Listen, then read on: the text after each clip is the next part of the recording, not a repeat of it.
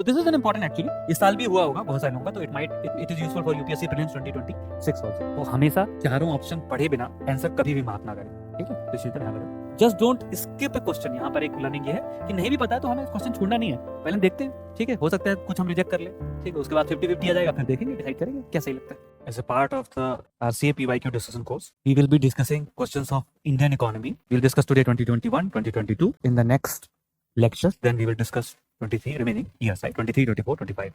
So this is a little bit about me. I'm an ex-civil servant.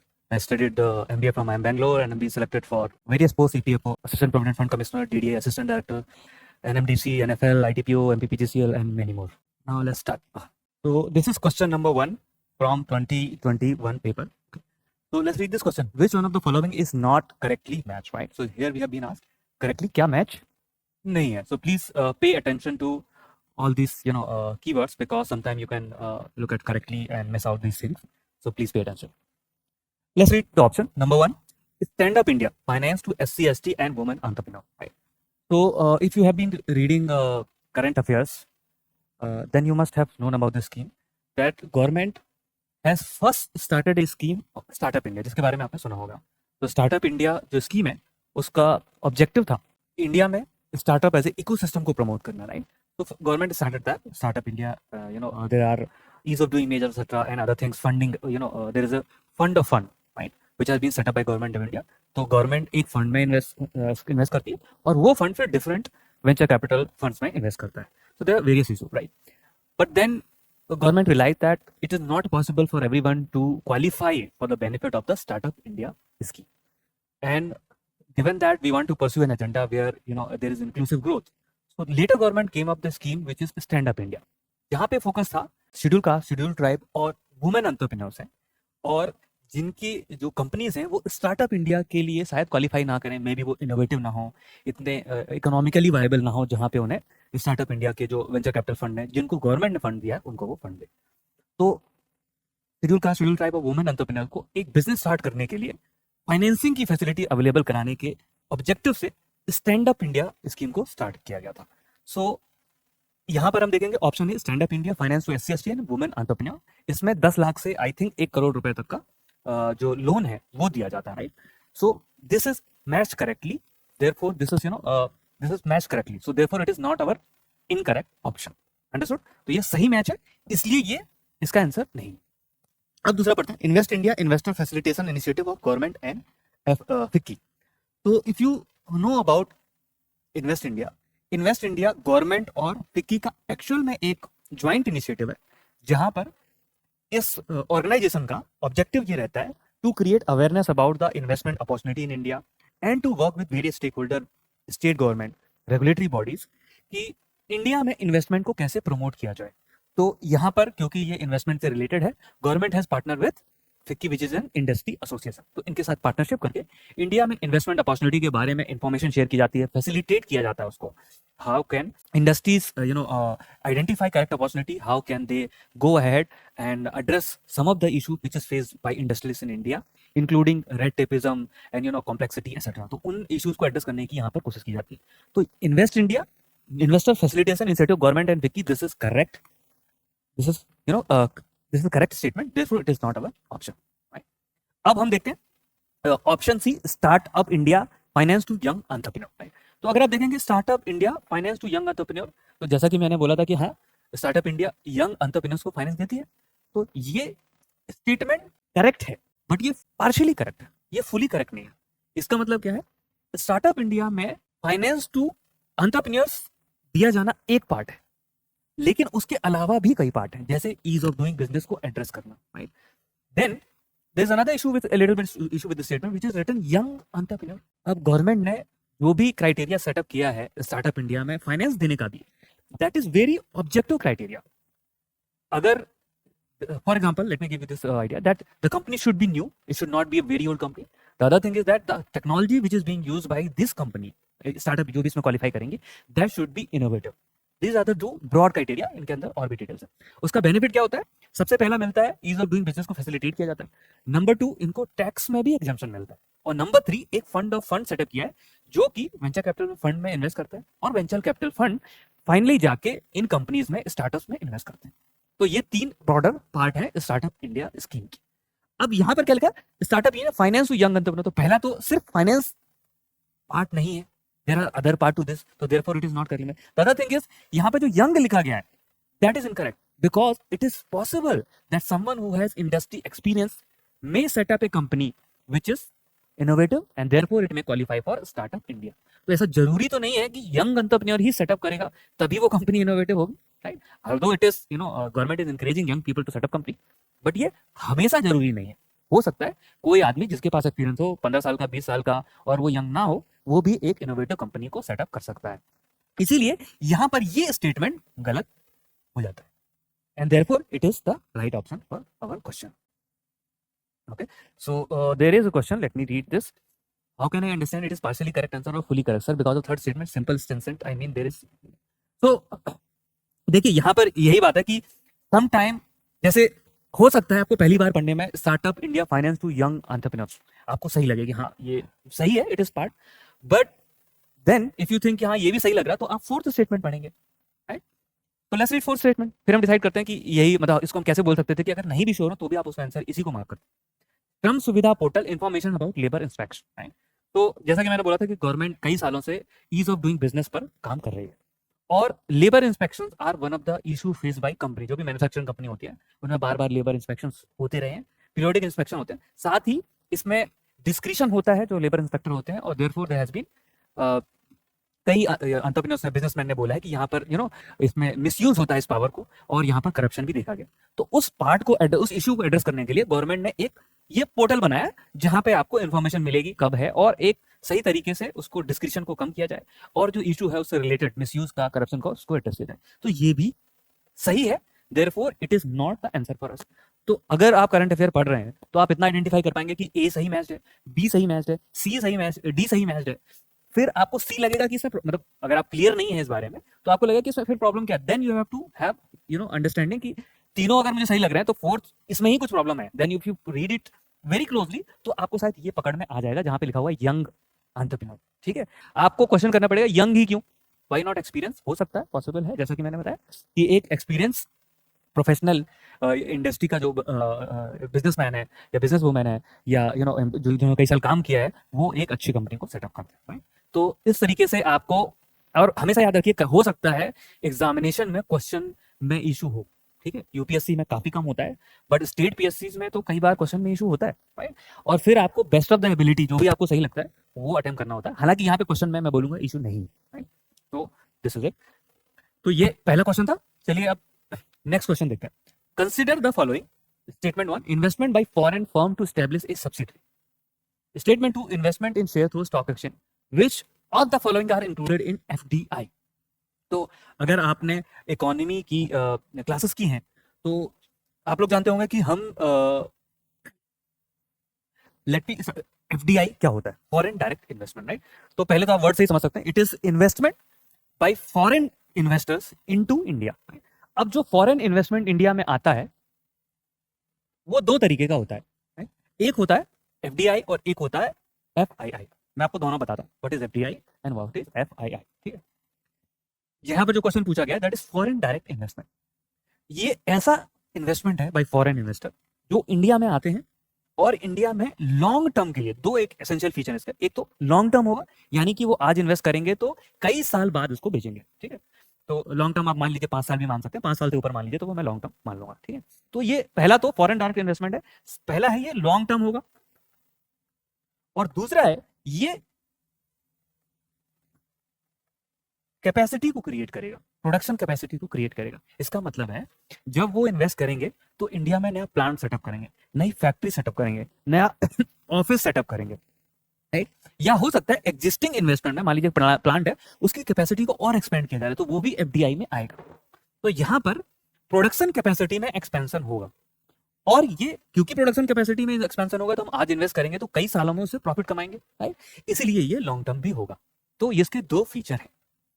दूसरी तरफ जो foreign investment एक और आता है वो होता है एफआईआई, फॉरेन इंस्टीट्यूशनल इन्वेस्टर्स। अब ये जो इंस्टीट्यूशनल इन्वेस्टर्स हैं इनका इन्वेस्टमेंट का एक फीचर होता है, it will not lead to expansion to of capacity. इसमें कैपेसिटी एक्सपेंड नहीं होगी प्रोडक्शन की, चाहे वो आप गुड्स की बोल दीजिए या सर्विसेज की बोल दीजिए, तो capacity will not go up. यानी कि this kind of investment will be made into existing capacity की ओनरशिप को। यानी कि फॉर एग्जांपल लेट्स से एक कंपनी है, उन्होंने अपनी यहाँ पे सेटअप किया और उसके जो भी बिजनेस ऑनर हैं उन्होंने अपने शेयर्स को बेचा, फैक्ट्री नहीं बेचा, यहाँ पे शेयर्स बेचे, और वो शेयर एक फॉरेन इन्वेस्टर खरीद रहा है। तो ये कैपेसिटी कुछ चेंज नहीं हुई, एग्जिस्टिंग कैपेसिटी वही, उसकी ऑनरशिप चेंज हुई। पहले कोई और ऑनर था शेयर के फॉर्म में, अब एक फॉरेन इन्वेस्टर उसको ऑन करता है। तो पहला तो ये फीचर है, इसमें कोई एडिशनल कैपेसिटी जनरेट नहीं होगी, ना गुड्स की ना सर्विसेज की, एग्जिस्टिंग कैपेसिटी की ऑनरशिप को बेचा जा रहा है। दूसरा ये होता है, ये शॉर्ट टर्म होता है। अब शॉर्ट टर्म का मतलब क्या है यहाँ पर, यानी कि शेयर आज खरीदे जा सकते हैं, हो सकता है कि 2 महीने बाद, 3 महीने बाद, या विद इन 1 ईयर या 2 ईयर भी हो सकता है, but with in 1 year sort of framework में वो उसको बेच के पैसे वापस ले जाए। अंडरस्टूड? तो 2 डिफरेंस है, यहाँ पर कैपेसिटी क्रिएट होगी, यहाँ पर कैपेसिटी क्रिएट नहीं होगी, न्यू कैपेसिटी। यहाँ पर लॉन्ग टर्म इन्वेस्टमेंट है, यहाँ पर शॉर्ट टर्म इन्वेस्टमेंट है। ठीक है, ये 2 इसके एसेंशियल मैं बोलूंगा फीचर है। ठीक, अब क्योंकि ये लॉन्ग टर्म होता है तो ये सॉर्ट ऑफ स्टेबल है, आया तो तुरंत जाने का कोई इसकी लाइबिलिटी नहीं है, यानी इस साल आ गया तो हो सकता है 5 साल बाद जाएगा। ये अगर आया तो इसकी कोई गारंटी नहीं है, मतलब वी कैन नॉट से कि ये कब वापस जाएगा, ये कभी भी वापस जा सकता है। ठीक है, तो इस तरीके से ये जब आता है तो फॉरेन एक्सचेंज का जो इनफ्लो होता है वो आरबीआई के रिजर्व में थोड़ा सा लॉन्गर ड्यूरेशन के लिए ऐड कर देता है, because that will not immediately outflow नहीं होगा उसका। ये अगर आता है तो ये इमीडिएट आउटफ्लो भी हो सकता है, right? So therefore this is the decision. अब हम देखते हैं investment by a foreign firm. अब हम ऑप्शन को पढ़ते हैं और हमें देखना कौन से एफडीआई में इंक्लूडेड है, right? Investment by a foreign firm to establish a subsidiary. Subsidiary आपको पता है क्या होता है? एक फॉरेन कंपनी है, उसने अपनी एक और कंपनी सेट की, उसको हम बोलते हैं, मतलब एक कंपनी अगर दूसरी कंपनी सेटअप करती है उसके अंदर ही, तो उसको हम सब्सिडियरी बोलते हैं, राइट? तो अगर एक फॉरेन कंपनी इंडिया में सब्सिडियरी एस्टैब्लिश करेगी तो वो उसमें कुछ नया प्लांट खोलेगी, नया ऑफिस खोलेगी, तो वो आपका फॉरेन डायरेक्ट इन्वेस्टमेंट में आएगा। That is will lead to increase in capacity, because subsidiary setup किए तो कुछ पर्पज होगा, या तो मैन्युफैक्चरिंग करेंगे या सर्विसेज का यहाँ पे बिजनेस स्टार्ट करेंगे। दूसरा वो लॉन्ग टर्म होगा, तो that is your investment by foreign firm into establish subsidiary. Clear है? फॉरेन इन्वेस्टमेंट है, सब्सिडियरी है, long term. Second, investment in share through stock exchange. अब शेयर फॉरेन इन्वेस्टर ने खरीदे, इन्वेस्टमेंट किया, बट वो कल के दिन बेच भी सकते हैं उसको, ये पॉसिबिलिटी है। उनको लगा कि ये शेयर्स में उन्हें 15% रिटर्न बनना है, उन्होंने खरीदे, 15% का टारगेट पूरा हो गया, तो वो उसको बेच के वो पैसे वापस ले सकते हैं। तो ये कोई तो कैपेसिटी एक्सपेंड नहीं हुई, केवल ओनरशिप चेंज हुई है यहाँ पर। ठीक है, और स्टॉक एक्सचेंज में शेयर है, आज खरीदे हैं कल बेचे जा सकते हैं, तो ये शॉर्ट टर्म भी है। तो therefore this will come into your FDI, this will not come to FDI. Clear है? अंडरस्टूड? तो हमारा सही ऑप्शन कौन सा है? ठीक है, only. Clear? Any doubt? You can ask right in the chat box, I will read. ठीक है, ये सेकंड स्टेटमेंट हो गया। अगर आप दिल्ली जैसे शहर में बजट में आईएएस की तैयारी करना चाहते हैं तो इस वीडियो को एंड तक जरूर देखें। ये है बनो आईएएस। इसको रन करने वाले हैं UPSC qualified ex civil servant and Jamia RC alumni. यहाँ की फैकल्टी को ना केवल यूपीएससी एग्जाम का एक्सपीरियंस है, बल्कि पढ़ाने का भी सालों का एक्सपीरियंस है। ये एक्सपर्ट फैकल्टी हर टॉपिक को अच्छे से एक्सप्लेन करते हैं, उसके बाद हर टॉपिक को डिक्टेट करते हैं, ताकि आपके पास अपने खुद के हैंड रिटन नोट्स हो। साथ ही क्लास में प्रीलिम्स और मेंस के प्रीवियस ईयर क्वेश्चन को सॉल्व किया जाता है और डिस्कस भी किया जाता है। यहाँ पे आपको सिविल सर्वेंट्स जैसे कि आईएएस, आईआरएस और एक्स सिविल सर्वेंट्स साथ के साथ जामिया आरसी के एलुमनाइज आपको पर्सनल मेंटरशिप देते हैं। डेली आंसर राइटिंग जो कि सारे टॉपर्स रिकमेंड करते हैं, इस पर यहाँ पे बहुत फोकस किया जाता है, जो कि बाकी कोचिंग्स में नहीं होता है। इसके साथ ही आपको मिलती है प्रीलिम्स और मेंस की टेस्ट सीरीज जो आपको एग्जाम के लिए रेडी करती है। यहाँ के अगर हाईलाइट्स की बात करें तो स्मॉल बैच साइजेस जिसमें 60 स्टूडेंट्स होते हैं, और जीएस कोर्स के साथ आपको एसए और सीसैट की क्लासेस भी होती है, जिसके लिए आपको अलग से पे करने की जरूरत नहीं है। और ये लोकेटेड है सुखदेव विहार मेट्रो स्टेशन के बिल्कुल सामने। तो देर किस बात की, आज ही स्टार्ट करें और अपने यूपीएससी के सपने को साकार करें। थैंक यू फॉर वॉचिंग बनो आईएएस।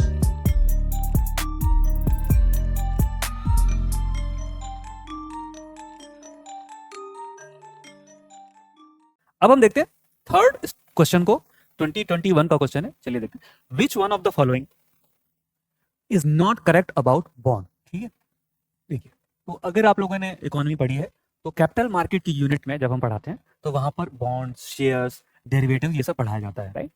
तो जो बॉन्ड होता है, यहाँ पर बॉन्ड के बेसिक कॉन्सेप्ट पे आपसे क्वेश्चन पूछा गया। अगर आपको बेसिक पता है बॉन्ड क्या है, इसका नेचर क्या होता है, तो आप इस क्वेश्चन को आसानी से कर सकते हैं। चलिए हम एक एक स्टेटमेंट को पढ़ते हैं, फिर मैं उसको एक्सप्लेन करूंगा कि whether it is correct or not. Bond is a debt instrument, ठीक है। अब व्हाट इज डेट? डेट जैसे हम हिंदी में बोलते हैं उधार, ठीक है। तो bond is a debt instrument. तो अगर हम देखेंगे जो फाइनेंशियल इंस्ट्रूमेंट होते हैं वो दो तरीके के होते हैं, मतलब और भी तरीके हो सकते हैं, बट प्राइमरली मैं बोलूंगा मेन स्ट्रीम होता है। एक होता है डेट और दूसरा होता है इक्विटी, ठीक है। डेट क्या है? ये उधार है, मतलब आपने किसी से पैसा लिया तो आपको वापस करना है पहला, तो दूसरा फिक्स टाइम पे वापस करना है, ये इसका नेचर होता है। और वो ऑब्लिगेशन फिक्स होता है, मतलब अगर आपने बोला कि मैं आपसे मैं इतने इन्वेस्टर से या बैंक से जैसे 10 लाख रुपए लेता हूँ, और बैंक बोलेगा ठीक है 10 लाख रुपए आप ले सकते हैं अगर आपके पास इतनी इनकम है, लेकिन आपको इतने इतने समय पर इतने इतने इंटरेस्ट के साथ पैसे वापस करना। तो डेट क्या है? ये इसका ऑब्लिगेशन जो है वो फिक्स्ड होता है कि आपको इतना वापस करना है, उसमें कोई चेंज नहीं कर सकते। अगर आप चेंज करेंगे तो क्या हो जाएगा? वो डिफॉल्ट कर रहे हैं, बैंक का लोन होगा तो वो एनपीए बन जाएगा, ठीक है। तो जो बॉन्ड होता है, bond is a debt instrument, it is like bank loan, वो बैंक के लोन की तरह ही होता है। आप इतना पैसा ले सकते हैं और उसके बदले में इतने इतने समय पर आपको इतना इतना अमाउंट का रीपेमेंट करना है, राइट। तो it is an debt instrument with a fixed obligation, this is correct. Bond holders are called creditors, ठीक है। क्रेडिटर किसे बोलते हैं? क्रेडिटर जो है उधार देने वाला, राइट। तो बॉन्ड होल्डर्स क्या करते हैं? बॉन्ड होल्डर कौन है? जब कोई भी कंपनी बॉन्ड बेचती है, राइट, तो वो कंपनी ने तो बॉन्ड बेचा, इस बॉन्ड को जो खरीदते हैं, परचेज करते हैं, और उसके बदले में जो भी बोरोवर है, कंपनी है, उसको पैसा देते हैं, वो लोग बॉन्ड होल्डर्स कहलाते हैं। And these are the people who have given credit to the company. They are creditors for the company. So this is also correct. Number C को देखते हैं। Bond holders have management right over the company. अब आप मुझे ये बताइए, अगर bond holders ने उधार दिया तो क्या उनको मैनेजमेंट राइट होना चाहिए? नहीं होता, राइट। क्योंकि बैंक से आप लोन लेते हैं तो बैंक को भी मैनेजमेंट राइट नहीं होता। वैसे ही bond holder, they give you money in return for fixed obligation, कि भाई हमने इतना पैसा दिया, इतने इंटरेस्ट हम आपको देंगे, बस करो, आपको मैनेजमेंट में इंटरफेस नहीं करेंगे। ये तो सही नहीं है, ये गलत है, राइट। तो यहाँ पे पूछा है नॉट करेक्ट, तो this is incorrect, this is the right option, right. This should doesn't make sense. जैसे कभी आप अपने दोस्त से उधार लेते हैं तो फिर वो आपके लाइफ का डिसीजन थोड़ी लेगा, उधार लिया वापस कर देंगे, अब बोलने लगे कि नहीं तुम्हें यहाँ जाना ही पड़ेगा, ऐसे नहीं होता। तो this is our correct option. अब हम स्टेटमेंट डी को पढ़ते हैं। इवन इफ आंसर मिल भी जाए तो हमेशा आप सारे ऑप्शन पढ़िए, क्योंकि हो सकता है कि आपने कोई गलती कर दी हो, कोर्ट पढ़ने के बाद रियलाइज हो नहीं ये सही ऑप्शन है। तो हमेशा चारों ऑप्शन पढ़े बिना आंसर कभी भी माफ ना करें, ठीक है। तो इसी तरह ध्यान रखें। Bond holders have preferential claim on asset of the issue over equity holder, ठीक है। तो ये स्टेटमेंट कह रहा है कि जो बॉन्ड होल्डर्स हैं उनको असेट के ऊपर, यानी कंपनी के असेट के ऊपर प्रेफरेंशियल क्लेम का राइट होता है। इसका मतलब क्या है? इसका मतलब यह है कि मान लीजिए एक कंपनी है, ठीक है, उसने 100 करोड़ का इन्वेस्टमेंट किया, ठीक है, प्रोडक्शन की कैपेसिटी सेटअप की। इसके लिए मान लीजिए उन्होंने 80 करोड़ का लोन लिया था, ठीक है, और उन्होंने सोचा कि हम ये 100 करोड़ का ये क्या बोलते हैं सेंटर खोला है, इसमें हम जैसे यूपीएससी के कोचिंग कराएंगे। फॉर सम रीजन अगर मान लो उनका बिजनेस नहीं चलता है, ठीक है, और 80 करोड़ तो उधार लिया था, 20 करोड़ किसने लगाए थे? इक्विटी होल्डर्स ने, ठीक है। For some reason let's say कि उनका बिजनेस नहीं चलता है, और अब बात आती कि नहीं हम नहीं चला पाएंगे, बिल्कुल भी नहीं चलेगा ये, अब बच्चे यूपीएससी नहीं करना चाहते, it can not be done, ठीक। तो अब बात आती है चलो ठीक है क्या किया जाए, अब जो भी है बिल्डिंग है, टेबल है, चेयर है, स्मार्ट बोर्ड है, सब बेचना पड़ेगा। बोलते ठीक है बेचते हैं, और बेचने के बाद मान लो टोटल पैसे आते हैं इसको बेचने, क्योंकि अब पुराना हो गया, ठीक है, बच्चों ने जो स्मार्ट बोर्ड वगैरह है वो भी खराब कर दिया है, टेबल्स वगैरह पे लिख दिया है, खराब हो गया है, ठीक है, तो उसका वैल्यू कम हो गई है। सारा ये बिकता है 81 करोड़ का, मान लेते 81 करोड़, ठीक है। तो अब बताओ इस केस में क्या होता है कि पैसा किसको दिया जाए? इन्होंने तो 20 करोड़ लगाया था इक्विटी होल्डर्स ने, इन्होंने 80 करोड़ लगाया था, ठीक है। तो इसमें प्रेफरेंस का मतलब ये है कि अगर 81 करोड़ आया तो पहले जो बॉन्ड होल्डर्स है ना, इनका पैसा पे किया जाएगा, पहले इनको पैसा देंगे, और जो बचेगा वो उन्हें मिलेगा, ठीक है, यानी ये प्रेफरेंस है, this is a preferential claim on the asset कि 81 करोड़ आया, ठीक है, 19 करोड़ का लॉस हुआ, तो पहले इनका फिक्स्ड जो था 80 करोड़ उनको देना पड़ेगा, बाकी जो बचेगा वो इनको मिलेगा, और हो सकता है कि 80 करोड़ में बिकता तो पूरा इनको मिल जाता, ठीक है, ये नेचर। लेकिन क्या बॉन्ड होल्डर का लॉस हो सकता है? हाँ हो सकता है। अगर मान लो ये 81 की जगह, ठीक है, इससे 79 करोड़ में बिकता, तो इनका फर्स्ट क्लेम तो है, लेकिन अब पैसा ही इतना है, राइट? तो although bond holders have claim, preferential claim, लेकिन पैसा ही इतना मिला तो पूरा इनको दे दिया जाएगा, बट इनका भी लॉस हो सकता है इन केसेस जहां पे जो रियलाइज्ड असेट की वैल्यू है बेचने के बाद जो मिलती है वो इनके लोन से भी कम हो जाती है उस केस, ठीक है। तो बॉन्ड होल्डर का भी लॉस हो सकता है, although they have a preferential claim on asset over equity holder, ठीक है। अब बोलोगे कि कोई बोल सकता है कि भाई ये इक्विटी होल्डर फिर ये क्यों करता है, ठीक है, मतलब इतना रिस्क क्यों ले रहा है? ये रिस्क इसलिए लेता है बिकॉज लेट्स से कि बिजनेस बड़ा हो जाता और ये बिजनेस अच्छा चल जाता, ठीक है, और ये 100 करोड़ का, मान लो ये 10% का लोन है, ठीक है, 10% इंटरेस्ट देना है साल को, और ये 100 करोड़ पे 20 करोड़ कमाते हैं, ठीक है, इतना हर साल 20 करोड़ प्रॉफिट कमाते हैं, तो यहाँ तो 80 करोड़ पे 8 करोड़ ही देना पड़ता है इनको इंटरेस्ट, लेकिन वो पूरा 12 करोड़ का जो प्रॉफिट है वो इनको मिलता है, ठीक। तो इक्विटी होल्डर रिस्क लेते हैं for higher return, bond holder कम रिस्क लेते हैं for lower return but fixed return, ठीक है। कोई डाउट? ऑनलाइन एक क्वेश्चन है, sir can you tell me the difference between credit and debit through easily remember trick so such as mnemonic, ठीक है। देखिए जिसने क्रेडिट दिया है, ठीक है, वो क्रेडिट होता है, जिससे आपने लोन लिया है वो क्रेडिटर होता है, ठीक है, और जिसने उधार लिया है उसको डेटर बोलते हैं, ठीक है। तो आई थिंक ये डिफरेंस रिलेटिवली सिंपल है इसको समझना, तो इस चीज़ के लिए निमोनिक की जरूरत मेरे हिसाब से तो नहीं है, कुछ लंबा चौड़ा होता, ठीक है, रिवर्स होती हैं, ट्रिब्यूटरी होती हैं, तो हम उसकी निमोनिक बनाते हैं, ठीक है, इसकी मुझे नहीं लगता कि यहाँ पे निमोनिक की जरूरत है। क्वेश्चन नंबर 4, ठीक है, तो fiscal consolidation is one of the objective of India's economic policy, ठीक है, विच of the following would help in fiscal consolidation, यहाँ पर 3 दिए गए हैं, increasing taxes, getting more loan, reducing subsidy, ठीक है। तो सबसे पहले हम समझने की कोशिश करेंगे व्हाट इज फिस्कल कंसोलिडेशन, ठीक है। देखिए जो फिस्कल कंसोलिडेशन और गवर्नमेंट डेट है, फिस्कल डेप्ट है, इसके इश्यूज हम जो गवर्नमेंट और टैक्सेशन का चैप्टर है उसमें पढ़ते हैं, ठीक है। तो फिस्कल कंसोलिडेशन का मतलब होता है एन अटेम्प्ट और an objective pursued by government to reduce debt, ठीक।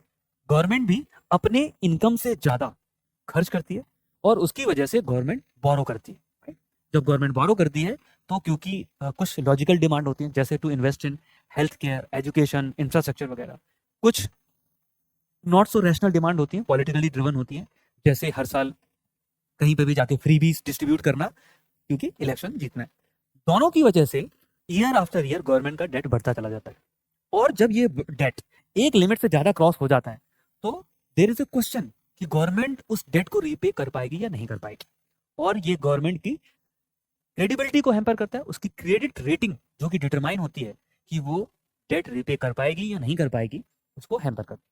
इसीलिए there is a pressure on all government to address this issue of debt which is called your fiscal consolidation, कि आपका date है उसको आप ग्रेजुअली धीरे धीरे कम करें, अगर नहीं करेंगे तो क्या होगा, ultimately the government will default, ठीक है, and then there will be issues of credibility, currency will depreciate and all those issues will follow, right. So fiscal consolidation one of the objective of Indian economic policy, we all agree with that. Which of the following will help in fiscal consolidation? Increasing taxes, ठीक है। अब fiscal जो deficit है वो क्यों होता है? Because government expenditure क्यों होता है? Expenditure is higher than government की revenue, right. Revenue your sources of income and capital source of, दोनों ही मिला लेते हैं इसका, तो जो भी इसका टोटल इनकम बोलिए rather than revenue and your यहाँ से कैपिटल से भी इनकम होती है, तो आपका टोटल जो इनकम हो गई, ठीक, दोनों मिला के, ठीक है। रेवेन्यू सोर्सेस क्या होते हैं? टैक्सेस वगैरह, कैपिटल जो कैपिटल की रिसीट होती है, जैसे गवर्नमेंट ने कोई कंपनी बेच दी, LIC का IPO कर दिया, ठीक है, ऐसे गवर्नमेंट के पास कैपिटल रिसीट से पैसा आता है। अब एक्सपेंडिचर ज्यादा है तो इंक्रीजिंग टैक्सेस, ठीक है, तो रेवेन्यू सोर्स में अगर टैक्सेस बढ़ाएंगे तो क्या फिस्कल कंसोलिडेशन होगा?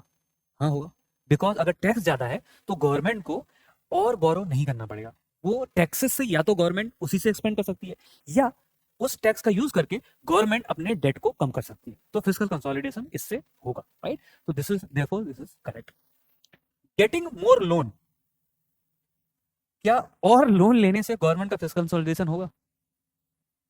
नहीं होगा, क्योंकि लोन लेंगे तो गवर्नमेंट के ऊपर जो फिस्कल बर्डन है वो और बढ़ेगा, राइट? उसकी जो इंटरेस्ट की लायबिलिटी है, एक तो डेट खराब होगा और इंटरेस्ट की लायबिलिटी बढ़ेगी, तो ये फिस्कल कंसोलिडेशन नहीं होगा, ये तो एग्जैक्टली अपोजिट हो रहा है, जो कि हमारा ऑब्जेक्टिव यहाँ पे क्वेश्चन में दिया हुआ है। तो getting more loan is actually opposite of what we want to do in the fiscal consolidation, तो ये गलत है। रिड्यूसिंग सब्सिडीज, क्या इससे फिस्कल कंसोलिडेशन हो गया? सब्सिडीज क्या होती है? सब्सिडीज ऐसा अमाउंट होता है जो गवर्नमेंट ट्रांसफर करती है without getting anything in return, it is a unilateral transfer. For example, अभी बहुत सारे स्टेट में, जैसे मध्य प्रदेश में लाडली बहना योजना चलती है, उसमें हर महीने आई थिंक 2000 या 3000 रुपए मिलते हैं, ठीक। अभी बिहार में इलेक्शन हुआ था, वहां पे भी दिया जाता है। तो ये तो कुछ है जहां पर गवर्नमेंट ऐसे दे, ठीक है, बिल्कुल। दूसरी सब्सिडीज हैं, जैसे फार्मर्स हैं, तो फार्मर जो फर्टिलाइजर खरीदते हैं तो वो मार्केट प्राइस नहीं देते हैं, वो मार्केट प्राइस से कम देते हैं, क्योंकि गवर्नमेंट जो है फर्टिलाइजर को सब्सिडाइज करती है। उसी तरीके से गवर्नमेंट और भी चीजें सब्सिडाइज करती है, राइट? जैसे एजुकेशन है, ठीक है, गवर्नमेंट स्कूल्स वगैरह में सब्सिडाइज होता है, government does not charge what is the cost of the delivering those services. तो ये इस तरीके की जो अमाउंट है, these are consistently subsidise by the government. Now अगर आप सब्सिडी देते हैं तो गवर्नमेंट का एक्सपेंडिचर बढ़ेगा, एक्सपेंडिचर बढ़ेगा तो there will be fiscal deficit, और अगर डेफिसिट होगा तो फिस्कल कंसोलिडेशन तो नहीं हो पाएगा, राइट? सॉरी, यहाँ पे रिड्यूसिंग है, रिड्यूसिंग सब्सिडी। तो अगर हम सब्सिडी को कम करते हैं तो फिस्कल कंसोलिडेशन होगा, राइट? तो अगर हम सब्सिडी बढ़ाते हैं तो नहीं होगा, लेकिन अगर हम सब्सिडी को कम कर देते हैं तो गवर्नमेंट का खर्चा कम होगा, और उस अमाउंट का हम यूज करके जो पुराना डेट है उसको रिपे कर सकते हैं। तो इस तरीके से reducing subsidy will also lead to your fiscal consolidation, right? तो यहाँ पर हम देखेंगे ऐसा ऑप्शन जिसमें 1 और 3 दोनों है, that is your option B. तो ऑप्शन बी इज यहाँ द राइट आंसर, ठीक है। तो you need to know about what is subsidies, taxes, loan etcetera. तो ये इस क्वेश्चन को रिलेटिवली सिंपल क्वेश्चन है, आसानी से इसको किया जा सकता है। नेक्स्ट देखते हैं। हाँ, ये एक और क्वेश्चन है, ठीक है। ये मैं बोलूंगा थोड़ा सा डिफिकल्ट क्वेश्चन है, because it is related to stock market, और ये जनरली ये इवेंट्स जो यहाँ पे फिनोमेना को डिस्क्राइब किया गया, ये होता नहीं है, इसलिए हो सकता है कि आपको ना पता हो। चलिए क्वेश्चन को पढ़ते हैं। Many time we read about circuit breakers in share market, they are temporary measure that halt the trading on which of the following occasion, ठीक। तो यहाँ पर अच्छी बात यह है कि क्वेश्चन में दिया हुआ है कि क्या है circuit breaker, temporary measure that halt the trading, trading को बंद कर देते हैं, on which of the following occasion. हाँ, तो यहाँ से पूछा कि किस ओकेजन पे इसको बंद किया जाएगा, ठीक है। तो पढ़ते हैं ऑन स्पेशल डेज, ठीक है। अब मुझे बताइए स्पेशल डेज क्या होता है? क्या मतलब किसी का बर्थडे है तो वो स्पेशल डे है तो हम उस दिन ट्रेडिंग बंद कर दें टेम्पररी तरीके से, ठीक है। तो ये तो बहुत ही वेग ऑप्शन है, बिना कुछ बताए हुए, तो आप इसको ऐसे ही एलिमिनेट कर सकते हैं। Then when a new share is traded for the first time, ठीक है। तो हो सकता है आप में से कुछ लोगों ने शेयर मार्केट में इन्वेस्ट किया हो, तो अगर फर्स्ट टाइम ट्रेड किया है तो हम क्यों होल्ड करेंगे? हमने उसको इनेबल किया है तो ट्रेडिंग के लिए तो नहीं, मतलब जो भी हमने शेयर दिया होगा तो ट्रेडिंग के लिए, तो हम उसको बंद क्यों करें, राइट? तो let me explain what is circuit breaker. Circuit breaker क्या होता है कि देखिए कई बार मार्केट में शेयर प्राइस फ्लक्चुएट होते हैं, ठीक है। तो कई बार शेयर के प्राइस इतने फ्लक्चुएट हो जाते हैं, एक दिन में इतने चेंज हो जाते हैं कि वहां पर एक ये होता है कि मतलब दे माइट बी डाउनवर्ड, या तो शेयर प्राइस इतने चेंज हो जाए कि लेट्स से कि आज 100 रुपए का शेयर था, ठीक है, और कुछ हो जाता है, माना सडनली अनाउंस होता है कि लॉकडाउन है, ठीक है, जैसा कि कोविड के टाइम पे हुआ था, ठीक है। तो सडनली ऐसा फियर पैनिक क्रिएट हो सकता है कि सारे लोग शेयर बेचना चाहें, ठीक है, खरीदे कोई ना, तो उस केसेस में शेयर के प्राइस बहुत तेजी से गिर सकते हैं। जब ये इतनी तेजी से शेयर प्राइस गिरते हैं तो एक पैनिक में कोई खरीदने वाला कोई भी आगे नहीं आता खरीदने के लिए, right? So it can happen कि share price can change very severe, मतलब बहुत ज्यादा चेंज हो सकते हैं। लेट्स से वो 100 रुपए हमारा शेयर है, वो उसी दिन एक ही दिन में 20 हो जाए, ठीक है, because there is a fear. और ये ऐसा तब होता है जब बहुत ही सिग्निफिकेंट इवेंट होता है, जैसे कि जब कोविड का अनाउंसमेंट हुआ था लॉकडाउन का, तो किसी को पता नहीं था क्या होगा, because we have not seen this kind of crisis, we don't know what can happen, what will be its impact, we have not seen this kind of infectious disease which turned into a pandemic, right? तो किसी को कुछ पता नहीं था, तो लोगों ने बेचना शुरू किया शेयर। अब जब शेयर बेचना शुरू किया तो क्योंकि किसी को पता नहीं है तो no one is able to assess कितना इम्पैक्ट होगा।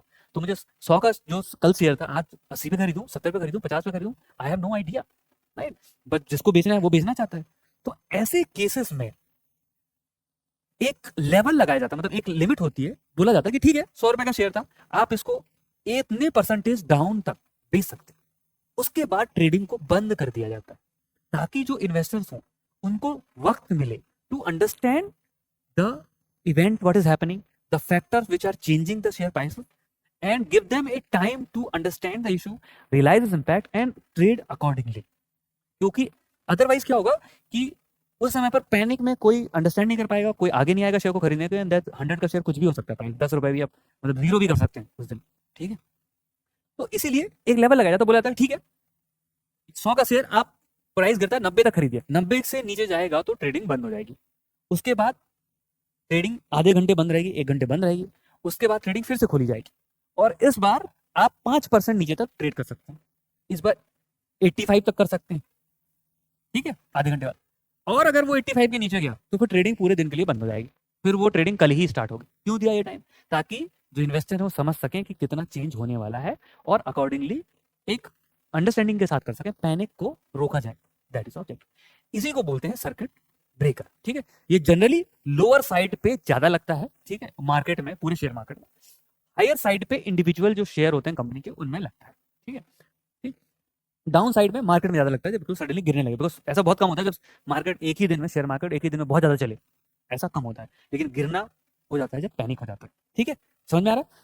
तो अब पहला तो मैंने बोला स्पेशल डेज, क्या है स्पेशल डेज, ठीक है, वेग है, कुछ पता नहीं चल रहा है तो उसका आप बोल सकते हैं गलत option. When a new share is traded for the first time, ठीक है, when a new share is first time, इसको हम बोलते हैं क्या, इस इवेंट को हम बोलते हैं लिस्टिंग ऑफ शेयर। लिस्टिंग का मतलब क्या है, वहां पर इसमें शेयर मार्केट में, ठीक है, वहां इसमें इस शेयर में ट्रेडिंग एनेबल हो चुकी है, उसको हम लिस्टिंग बोलते हैं, सर्किट ब्रेकर नहीं बोलते हैं, तो ये भी गलत है।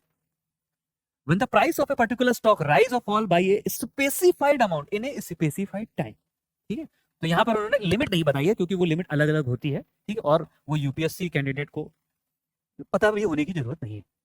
तो पर्टिकुलर स्टॉक का राइज या फॉल दोनों में लगेगा, ठीक है, जैसे कि मैंने बताया था, करेक्ट, दोनों में होता है, डाउन में भी होता है, अप में भी होता है। स्पेसिफाइड अमाउंट मैंने बोला था आपको 10% की लिमिट है पहली बार में, ठीक है। फिर स्पेसिफाइड टाइम, ठीक है, एक दिन की बात चल रही है, ठीक, पहले आधे घंटे बंद होगा, उसके बाद फिर से बंद, पहले आधे घंटे के लिए बंद होगा और उसके बाद अगर ये फिर से इशू परसिस्ट किया तो अगले दिन ही खुलता है, तो स्पेसिफाइड टाइम के लिए होगा, ठीक है। तो this is your correct option. Option D भी पढ़ लेते हैं। When trading of a particular stock rise beyond a specified volume, ठीक है, तो देखिए वॉल्यूम पर से कोई रिस्ट्रिक्शन नहीं होता, ठीक है। क्यों नहीं करते हम? क्योंकि वॉल्यूम से ही जो सप्लाई डिमांड है वो वॉल्यूम के थ्रू ही एक्सचेंज करेगी, राइट। मैं बेचना चाहता हूं, चाहे मैं जितने भी बेचना चाहूं, वो प्राइस को इंपैक्ट करेगी, तो हम अल्टीमेटली प्राइस को रेगुलेट करते हैं, सर्किट ब्रेकर में प्राइस देखते हैं, वॉल्यूम को नहीं देखते, ठीक है। अगर बहुत ज्यादा वॉल्यूम एक साथ बेचने के लिए कोई आ भी गया तो वो शेयर प्राइस को कम करेगा और हम उस प्राइस को ही एडजस्ट करते हैं सर्किट ब्रेकर में। वॉल्यूम पे हम कोई रिस्ट्रिक्शन नहीं लगाते हैं, जितना खरीदना है खरीदो, जितना बेचना है बेचो, that is depends on the supply and demand of the share, ठीक। तो ये वॉल्यूम यहाँ पे देखिए, when a particular stock rises beyond a specified volume, ठीक है। तो देखिए यहाँ पर मैं आपको एक बात बताना चाहूंगा कि जब भी बहुत ही कोई यूपीएससी में जो इकोनॉमिक्स का जो पेपर होता है वो एक स्पेसिफाइड जो सिलेबस है, टॉपिक्स हैं, उनके आसपास ही रहता है। जनरली बहुत ही टेक्निकल चीजें, चाहे वो शेयर मार्केट से जुड़ी हों, चाहे वो किसी और एस्पेक्ट से जुड़ी हों, वो नहीं आती हैं। अगर वो आती हैं तो they must be a reason, this must have been news in previous year, ठीक है, एंड दिस इज अबाउट 2021। और मैं आपको बताता हूँ 2020 में there was a circuit on the overall market, not just individual share, पूरे शेयर मार्केट पे सर्किट लगा था। क्यों लगा था? Because of the covid, right. तो due to the announcement that they will be lockdown, the market ended up, मतलब इतना ज्यादा प्राइस गिरे थे सारे शेयर के कि मार्केट को बंद करना पड़ा था, ठीक है, इसलिए ये आया था, वरना ऐसी चीजें आपको एग्जामिनेशंस में नहीं दिखेंगी, ठीक है। नाउ हाँ, एक और क्वेश्चन यहाँ पर 2021 का पेपर है, तो कोविड की यहाँ पर रिलेटेड आपसे इकोनॉमी में क्वेश्चन पूछा गया। ड्यू टू कोविड-19 lockdown the capacity utilization in the economy decrease, ठीक है। Consider the following statement. Number 1, capital output ratio will increase in the economy, per unit cost of production will increase, right. So अब देखिए Covid में कैसे capacity utilisation जो है वो decrease हुआ था, बिकॉज ऑफ द कोविड, ठीक है, demand for a lot of the goods and services decrease. Let's say there was a restaurant, suddenly COVID के डर से लोगों ने वहां पे जाना बंद कर दिया, ठीक है। अब अगर हम उस रेस्टोरेंट में नहीं जाते हैं, पहले मान लो 100 लोग जाते थे, ठीक है, सडनली डर से उन्होंने वो लगा दिया था कि आप एक डेस्क पर एक ही आदमी बैठेगा, इतनी दूर दूर बैठेगा, ठीक है, तो डेफिनेटली कम लोग जाएंगे वहां पर, ठीक है। तो कैपेसिटी यूटिलाइजेशन कम हो गया। एक रेस्टोरेंट में पहले 100 लोग बैठ सकते थे, अब थोड़ा क्या बोलते हैं, सोशल डिस्टेंसिंग की वजह से हम उसमें 10 लोग ही बैठा रहे हैं, ठीक है, तो कैपेसिटी यूटिलाइजेशन कम हो गया, right, that is correct. The capital output ratio will increase. Capital output ratio, what is your capital output ratio? ठीक है, ये सिंपल आपको मेजर करता है कि कितने कैपिटल आपने इन्वेस्ट किया, ठीक है, मान लीजिए, और यहाँ पे टोटल आउटपुट क्या है, ठीक है। So for example this restaurant has invested let's say 20 lakh rupees, ठीक है, और पहले 100 लोगों को डेली हम सर्व करते थे, अब हम डेली 10 लोगों को सर्व कर रहे हैं। तो ये रेशियो जो है ये बढ़ेगा या घटेगा, बताइए? घटेगा, बढ़ेगा, right? Capital output ratio will increase because your denominator जहां पे आउटपुट है that will come down. Capital तो चेंज नहीं होगी, सडनली रेस्टोरेंट तो उतना बड़ा रहेगा, अब उसको छोटा तो नहीं कर सकते हम तुरंत, राइट? सिमिलरली मान लो फैक्ट्रीज हैं, वो कुछ और बनाती थी, ठीक है, तो वो भी बंद नहीं हो सकती, फैक्ट्री तो उतनी है, तो capital is still the same but your denominator will come down, therefore this ratio will increase. तो capital output ratio will increase in the economy, correct? Because your denominator is coming down, therefore your ratio is going up, correct है? Okay, so this is correct.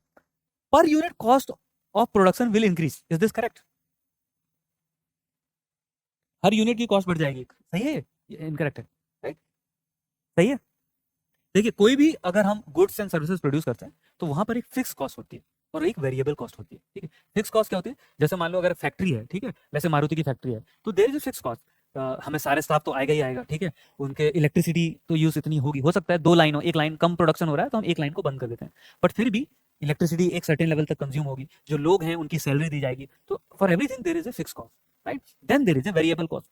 अब जब number of unit जो है Covid की वजह से number of unit came down because बहुत सारी चीजों की डिमांड कम हो गई, हम नहीं खरीद रहे थे, ठीक, लेकिन जो फिक्स कॉस्ट वही रहती है, ठीक। अब मान लो यू हैव वेरिएबल कॉस्ट, तो चलो ठीक है, आप प्रोड्यूस नहीं कर रहे तो वो कम हो जाएगी, ठीक है। मान लो कार बनाने में हमें उसमें एल्यूमिनियम लगता है, वो सब नहीं बना रहे तो वो नहीं लगेगा, लेकिन जो फिक्स कॉस्ट है, सीईओ की सैलरी है, स्टाफ की की सैलरी है, सब स्टाफ को हम फायर तो नहीं कर सकते, तो नंबर ऑफ यूनिट जो है ये कम होगा, और जब नंबर ऑफ यूनिट कम होगा तो वही कॉस्ट कम यूनिट पे डिस्ट्रीब्यूट होगी, तो इसीलिए जो कॉस्ट है पर unit cost of production will increase because the fix cost remains the same and it is distributed over less number of unit, इसीलिए जो पर unit cost of production will increase. तो यहां पर दोनों ही स्टेटमेंट करेक्ट है, क्लियर? ओके, जन्नत ने यहाँ पे क्वेश्चन पूछा कि I don't understand how capital output ratio will increase, right? तो देखिए, जो कैपिटल आउटपुट जो रेशियो है वो मेजर करता है कि यहाँ पर आपने टोटल कैपिटल कितना इन्वेस्ट किया और उस पर आप आउटपुट कितना प्रोड्यूस किया, that is this is your capital output ratio, ठीक है। So capital divide by output, now capital will remain the same, why? Because जो प्लांट है उसमें इन्वेस्टमेंट है। इमेजिन करो एक ऑटो कंपनी का, मारुति का प्लांट है, ठीक है, तो मारुति का प्लांट में कैपिटल मान लो उन्होंने 10,000 करोड़ लगा के प्लांट लगाया, तो वो उतना ही रहेगा, वो चेंज नहीं होगा, ठीक है। लेकिन सडनली कोविड की वजह से मान लेते हैं कि बहुत सारे लोग जो कार खरीदना चाहते हैं वो पोस्टपोन कर देते हैं, उन्हें नहीं पता कि नौकरी रहेगी या नहीं रहेगी, तो मान लो पहले फॉर एग्जाम्पल लेट्स से यहाँ पर उनका प्लांट था 10,000 करोड़ का, ठीक है, और पहले वो उनका लेट्स से मानना था कि they will sell 20 lakh car उनका बेचने का प्लान था, तो 1 नंबर आएगा। लेकिन अगर कोविड की वजह से यही 10,000 करोड़ 20 लाख की जगह से बिल्कुल डर गए लोग, उनको लगता है कि उनकी जॉब जा सकती है, और right, they may not have employment next year and they want to save for medical emergency या किसी को, इस वजह से suddenly only 10 lakh car are sold, then your capital output ratio will increase. You can calculate both this number, right? This will be somewhere close to your 5,000, sorry 500, right, and this will be your close to 1,000, right? So that's how the capital output ratio will increase because capital is same but number of unit जो produce हो रही है वो कम हो जाएंगे, ठीक है। तो I hope this is clear. Question number 26, ठीक है। हाँ, अब देखिए, जब हम इंडियन इकोनॉमी की यूनिट पढ़ते हैं तो उसमें एग्रीकल्चर जो है और एग्रीकल्चर के इश्यूज एक इंपॉर्टेंट पार्ट होते हैं, तो हमने उसमें you know issues like your cropping pattern पढ़ते हैं, उसमें एक और इशू होता है मिनिमम सपोर्ट प्राइस, राइट? तो इसका हम कॉन्सेप्ट पढ़ते हैं व्हाट इज एमएसपी एटसेट्रा। तो एमएसपी और जो गवर्नमेंट प्राइसेस देती है उससे रिलेटेड एक और प्राइस होता है जिसे हम बोलते हैं फेयर एंड रेम्यूनरेटिव प्राइस। ये जो प्राइस है it is sort of MSP for sugar cane, जैसे बाकी सब में क्या होता है एमएसपी होता है वो गवर्नमेंट देती है कि हम मिनिमम इतना प्राइस देंगे। शुगर केन के केस में शुगर केन जो है वो गवर्नमेंट नहीं खरीदती, right? Sugar cane sugar mills खरीदती है और गवर्नमेंट एक प्राइस डिटरमाइन करती है कि हर शुगर मिल को, हर फार्मर को शुगर केन खरीदने पर इतना प्राइस देना होगा। तो it is sort of MSP for sugar, for other crop there is a minimum support price, ठीक है, which is paid by the government. Now next, अब इसको which of the following body approves the fair and remunerative price for the sugar cane, ठीक है। तो कौन सी body FRP को अप्रूव कर सकती है। कोई बता सकता है मुझे? Please write in the chat box. कौन करता है? हाँ, कौन करता है? कौन करता है? ABCD। ठीक है, देखिए जो आई विल एक्सप्लेन दिस, जो इसका प्राइस है, चाहे MSP हो चाहे फेयर एंड न्यूमरेटिव प्राइसेस हो के, we have commission for agriculture cost and prices. ठीक है, जैसा कि नाम बताता है, ये एग्रीकल्चर क्रॉप्स की कॉस्ट को एस्टिमेट करता है। ठीक है, कि हर क्रॉप को प्रोड्यूस करने में कितनी कॉस्ट आती है, सारी कॉस्ट को मेजर करता है और फिर ये डिटरमाइन करता है कि इस क्रॉप को हमें इतना MSP देना चाहिए। ये डिटरमाइन तो कर देता है कि हाँ इतना देना चाहिए, बट ये एक बॉडी है जो अल्टीमेटली प्राइस को सजेस्ट करती है। ये गवर्नमेंट को सजेशन देती है कि टुडे गिवन दैट कॉस्ट इतनी है, एक क्रॉप को प्रोड्यूस करने में कॉस्ट इतनी है, गवर्नमेंट को ये price as an MSP farmer को देना चाहिए। तो commission for agriculture cost and prices makes estimate and makes an suggestion. ठीक है, एस्टिमेट करके सजेशन देती है। अल्टीमेटली वो अप्रूव करती है, वो डिसीजन लेती है, वो कौन लेता है? Cabinet committee on economic affair. तो cabinet committee on economic affair, it is also one of the cabinet committee like other committee, right? ये इकोनॉमिक्स इशू से डील करती है और यही अप्रूव करती है फाइनली। तो ये एस्टिमेट नहीं करेगी, ये उस सजेशन को अप्रूव करती है कि हाँ CACP ने बोला इतना देना चाहिए, तो शुड वी गिव और not give, should be pay something else. तो गिवन दैट जो ये it is a political decision at the end of the day, right? Because we can not higher pay very high also and it should be not very low also. It is a political decision for the government of the day. तो government finally ये decision लेती है through cabinet committee on economic affairs. तो this approves, this suggests, this approves, right? Then हाँ, अब ये मैंने आपको बता दिया। अब director of marketing inspection ministry of agriculture, ये तो इंस्पेक्शन का नाम ही बता रहा है, इंस्पेक्शन वगैरह कुछ करते होंगे, इसका इससे लेना देना नहीं होना चाहिए। फिर D agriculture produce market committee. तो जैसा कि ये लोग जानते हैं कि जो एग्रीकल्चर मार्केट होते हैं वहां पे APMC होती है, एग्रीकल्चर प्रोड्यूस मार्केट कमेटी। इसका काम होता है जो एग्रीकल्चर प्रोड्यूस की मार्केटिंग वगैरह उसके इश्यूज को डील करना। तो it is not related to this यहाँ पे FRP। ठीक है, so our correct answer is A। Okay, question number 27, consider the following statement about small finance bank. ठीक है, स्मॉल फाइनेंस बैंक के बारे में यहाँ पर क्वेश्चन पूछा गया है। और बैंकिंग में जब हम पढ़ते हैं तो फाउंडेशन कोर्स में, वहां पर आपको we teach all sort of bank, which it is universal bank, right? Universal private bank, public bank, then you small finance bank, then you have a payment bank, right? तो small finance bank is one of the type of the bank. Let's read the statement. These are the following. These are the banks with the niche bank with the main function to perform lending activities among weaker section. Right. That is statement number 1. Statement 2. These are scaled down version of bank with both deposit taking and loan making function. Statement number 3. These banks are based on Pars Firm Committee on Financial Inclusion. Right. तो चलिए पहले तो हम जानते हैं कि what is how many type of bank do we have and how are these small finance bank different, right? तो India में जो बैंक होते हैं उनको हम there are several bases to I would say classify them. ठीक है, तो फर्स्ट इज यहाँ पर बोलते हैं, एक होता है universal bank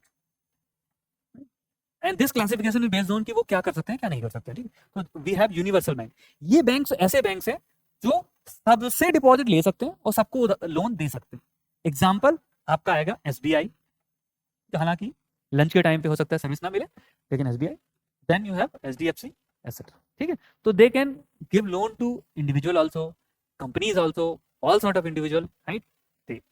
then you have एक नाम सुना है आप लोगों ने, पेमेंट बैंक। इनका काम क्या होता है? ठीक है, these are the banks which can accept deposit but can not give loan. ठीक है, तो ये डिपॉजिट लेते हैं और इनका मेन काम एक्चुअली देखा जाए तो पेमेंट फैसिलिटेट करना है। क्यों बनाया गया था इनको बनाया गया था because there are lot of migrant population in India, they work in the cities and their household lives in rural areas and they needed to send money back।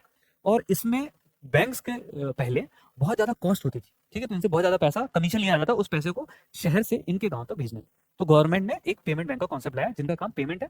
These bank can only accept deposit, ठीक है, और loan नहीं करेंगे। Then you have another type of bank which is small finance bank. अब ये bank क्या, तो जैसे नाम से पता है स्मॉल फाइनेंस बैंक, थोड़ा थोड़ा आइडिया हो सकता है, नाम से भी आप लगा सकते हैं। ये बैंक बनाए गए थे इंडिया में। ये देखा गया कि जो यूनिवर्सल बैंक है ना, ठीक है, वो सबको कर सकते हैं, लेकिन सारे बिजनेस जो सेगमेंट होते हैं, सारे करीब के कस्टमर होते हैं, इक्वली प्रॉफिटेबल नहीं होते। तो यूनिवर्सल बैंक क्या करते थे, वो ऐसे कस्टमर्स को लोन देते थे जो कि उनके लिए प्रॉफिटेबल थे। और इसीलिए बहुत सारे small and marginal farmer, small and marginal individual, जैसे छोटे जो बिजनेस, छोटे जो शॉपकीपर्स एक्सेट्रा हैं, उनको फिर भी लोन नहीं मिल रहा था। ठीक है, बैंक तो इंडिया में बहुत थे यूनिवर्सल, लेकिन फिर भी बहुत सारे सेगमेंट ऑफ द सोसाइटी थे जिनको बैंकिंग की फैसिलिटी नहीं मिल रही थी। ठीक है, उनको स्पेशली लोन वगैरह नहीं मिल रहे थे। तो ये सबको कर सकते हैं, लेकिन उन्हीं को करते थे जहां पे पैसा बनेगा। ठीक है, these are driven by to an extent business, right. जैसे बाकी तो प्राइवेट बैंक तो they driven by profit, even the large bank, even if they are PSU, they also have mandate to remain economically viable, right? और they need to do so many things, example government policy वगैरह की, वो छोटे जो businessman है, छोटे shopkeepers हैं, उनको लोन नहीं दे रहे थे। तो इसीलिए ऐसे बैंक बनाए गए जिनका काम था जो वीकर सेक्शन है उनके ऊपर फोकस किया जाए, चाहे ये छोटे फार्मर हो, चाहे ये छोटे शॉपकीपर्स हो, एक्सेट्रा हो। ठीक है, तो वीकर सेक्शन को लोन दें। तो इसको करने के लिए क्या बोला कि ठीक है, आप डिपॉजिट सबसे ले सकते हो, डिपॉजिट तो आप किसी से भी लीजिए, कोई रोक टोक नहीं है, लेकिन जो आप लोन देंगे उसमें रफली 75% जो है ये आपको वीकर सेक्शन को देना पड़ेगा। और वीकर सेक्शन को डिफाइन कर दिया गया कि these are the weaker section, small and marginal farmer, small shopkeeper etcetera. ठीक है, और SC ST और इस तरीके के, तो यही इनको एक फिक्स कर दिया कि 75% लोन आपको इनको ही देना है, दैट इज योर टारगेट। ठीक है, so these are small finance bank. तो अब देखते हैं दीज आर निश बैंक। निश क्यों? कुछ ही सेगमेंट को करते हैं, पूरा तो नहीं कर रहे हैं। ठीक है, यूनिवर्सल बैंक है, निश बैंक है, correct. That main function is to perform lending activities among weaker section, correct. जैसा कि मैंने बताया, वीकर सेक्शन को लोन देना इसीलिए सेटअप किया गया था। These are scale down version of the bank. Scale down ही है बिकॉज ये तो सबको दे सकते हैं, उसको भी दे सकते थे जो गरीब था, ठीक है, अमीर को भी दे सकते हैं, बट ये गरीब को नहीं दे रहे। तो स्केल डाउन वर्जन है क्योंकि ये छोटा वर्जन है उसका बैंक का, यूनिवर्सल बैंक का, सबको नहीं देना अलाउड है। With both deposit taking and loan making function. मैंने बोला हाँ, डिपॉजिट भी ले सकते हैं और लोन भी दे सकते हैं। पेमेंट बैंक की तरह नहीं है कि डिपॉजिट तो ले सकते हैं बट लोन नहीं दे सकते। ठीक है, सही है, लोन टेकिंग तो ये भी सही है और ये भी सही है, correct. Third, these banks are based on पार्श्वम कमेटी ऑन फाइनेंशियल इंक्लूजन। ठीक है, तो अगर आप जब हम पेमेंट बैंक पढ़ाते हैं तो हमको बताते हैं कि actually these are not based on पार्श्वम committee but Nachiket Mor committee थी जो सेटअप की गई थी, उनके रिकमेंडेशन पे ही स्मॉल फाइनेंस बैंक को सेटअप किया गया था। ठीक है, तो this is incorrect, therefore your correct answer is answer B, correct. तो दिस इज योर आंसर। ठीक, तो small finance bank niche bank which do accept deposit, they give loan, but at the same time their focus is mostly on the weaker section, right? I just give you tip that generally these banks offer very good interest rate. तो अगर आप deposit करना चाहते हैं, ठीक है, तो उस पर काफी अच्छा इंटरेस्ट रेट मिलता है, स्पेशली फॉर सीनियर सिटीजन और भी ज्यादा हो जाता है। ठीक है, तो this are good bank and given that now deposit with all the banks are secured up to 5 lakh rupees. ठीक है, तो ऐसा कोई रिस्क नहीं होता है। ठीक है, they are very good banks actually. तो this is about your. Now let's look at, ये देख लिया हमने, question number 33। Which of the following statement are true regarding the term force major which was recently in news? ठीक है, force major.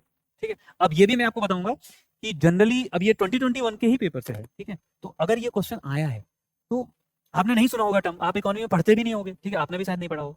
उसका reason ये है because when things are news these things to come in the paper. तो ये current affair से question है आपका। It is generally treated as a breach of contract. ठीक है, इसको हम ब्रीच ऑफ कॉन्ट्रैक्ट बोलते हैं। What is force majeure? पहले ये मुझे बताइए, किसी को पता है फोर्स मेजर क्या होता है? It is actually the right time to study. मान लीजिए इंडिया में आप लोग जानते हैं HPCL BPCL इनके पेट्रोल पंप होते हैं। ठीक है, उन्होंने एक ऑर्डर किया था कि मुझे 100 से 2 मिलियन बैरल का क्रूड ऑर्डर किया था उन्होंने वहां से। ठीक है, कहां से ऑर्डर किया था? उन्होंने किया था UAE से ऑर्डर किया था। UAE से टैंकर निकला, ठीक है, फरवरी में लेके निकलता है। कुछ ही दिन बाद जैसे ही निकलता है, अगले ही दिन ट्रम्प ईरान में स्ट्राइक कर देते हैं और तीसरे दिन ईरान स्ट्रेट ऑफ को ब्लॉक कर देता है। अब क्या HPCL BPCL ने तो टैंकर वाले को पैसा दे दिया। ठीक है, अब HPCL बोलता है तुम्हारा मेरा क्रूड ऑयल कहाँ है? वो बोलता, टैंकर वाला बोलेगा भाई मैं तो निकला था यहाँ से। ठीक है, तो वॉर होने लगा। ठीक है, ऐसी चीजों को बोलते हैं फोर्स मेजर। फोर्स मेजर मतलब क्या है कि when one party is not able to fulfil the contract. Contract क्या था कि हमने टैंकर ने पैसा लिया था टैंकर वाले और उसने बोला था कि भाई मैं तुम्हें क्रूड लाके दूंगा, लेकिन this is the condition when one party is not able to fulfill the conditions of the contract due to the conditions which are beyond the party's control, उसकी कंट्रोल से बाहर है। ठीक है, because there is a war, the tanker is not able to deliver crude oil।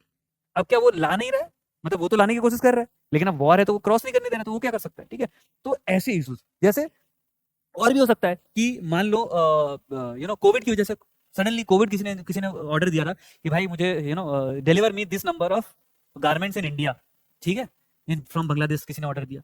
अब उसके बाद Covid आ गया, ठीक, कोविड की वजह से गवर्नमेंट ने इशू कर दिया कि worker can not come to the office, work from home करो, ठीक है। और सोचो मान लो किसी ने कार का ऑर्डर दिया हो कि तुम्हारा मुझे इतनी कार का ऑर्डर दिया है आपने, ठीक है, मुझे इतनी कार चाहिए, मारुति बना रहा है, सडनली कोविड आ जाता है और गवर्नमेंट होती है no you have to do work from home, तो क्या लोग घर पे बैठ के कार बनाएंगे क्या उनके वर्कर? तो they are not able to fulfil the conditions which are beyond the control of the party, that is called force majeure, ठीक है। कुछ भी हो सकता है, या सडनली रेगुलेशन चेंज हो जाए, कुछ भी, ठीक है, गवर्नमेंट सडनली कुछ रूल बना दे कि नहीं इतनी गर्मी में लोग बाहर काम नहीं करेंगे, तो कंस्ट्रक्शन कैसे होगा, ठीक है, हो सकता है। अगर सडनली टेम्परेचर बढ़ जाता है तो गवर्नमेंट में हैव टू डू दैट, ठीक है, तो वो फोर्स मेजर कहलाएगा। It is generally treated as a breach of the contract. Is it breach of the contract? हाँ, it is not treated as a breach of the contract, because ऐसा नहीं है कि जो दूसरी पार्टी है वो इस खुद मतलब party itself does not want to breach the contract, but it is unable to fulfill the condition due to the condition beyond the control of the party, उसके कंट्रोल में है नहीं, ठीक है, क्योंकि भाई वॉर चल रहा है तो स्टेट ऑफ हॉर्मुज बंद है तो वो क्रूड नहीं ला सकता, इसलिए उसको हम ब्रीच ऑफ कॉन्ट्रैक्ट नहीं बोलेंगे। और ज्यादातर कॉन्ट्रैक्ट में, ठीक है, फोर्स मेजर लिखा होता है, it is written that these are the things which will be treated as force majeure and this will not be treated as a breach of contract because we cannot fulfill this this is a condition beyond our control, ठीक, it is not treated, so this is your incorrect, ठीक है।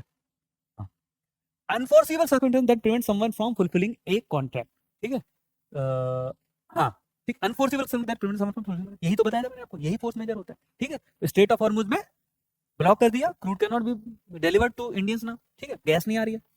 Includes an act of God और natural disaster, war और war like situation, epidemic, pandemic, etcetera, ठीक है, generally यही reason होते हैं जब ऐसा होता है। हालांकि यहाँ पर एक गवर्नमेंट पॉलिसी चेंज भी हो सकता है, ठीक है, कि suddenly some countries ban the export of, मान लो आपको इलेक्ट्रिक व्हीकल बनानी है और उसमें कॉपर लगता है, कैडमियम लगता है, निकल लगता है, जहां से आप इंपोर्ट करते हैं, सडनली उस कंट्री ने बैन कर दिया कि we will not export this, ठीक है, हम नहीं एक्सपोर्ट करना चाहते अपना निकल कॉपर, तो one will not be able to deliver the electric vehicle, तो वो हो जाएगा, ठीक है। तो इसके हिसाब से कौन सा हमारा सही ऑप्शन है, ठीक है। तो this is an important, actually इस साल भी हुआ होगा बहुत सारे लोगों का, तो it might it is useful for UPSC prelims 2026 also, ठीक है, फोर्स मेजर। सॉरी, हाँ, 30, question number 35, what is the time? 1:26, अच्छा, हाँ।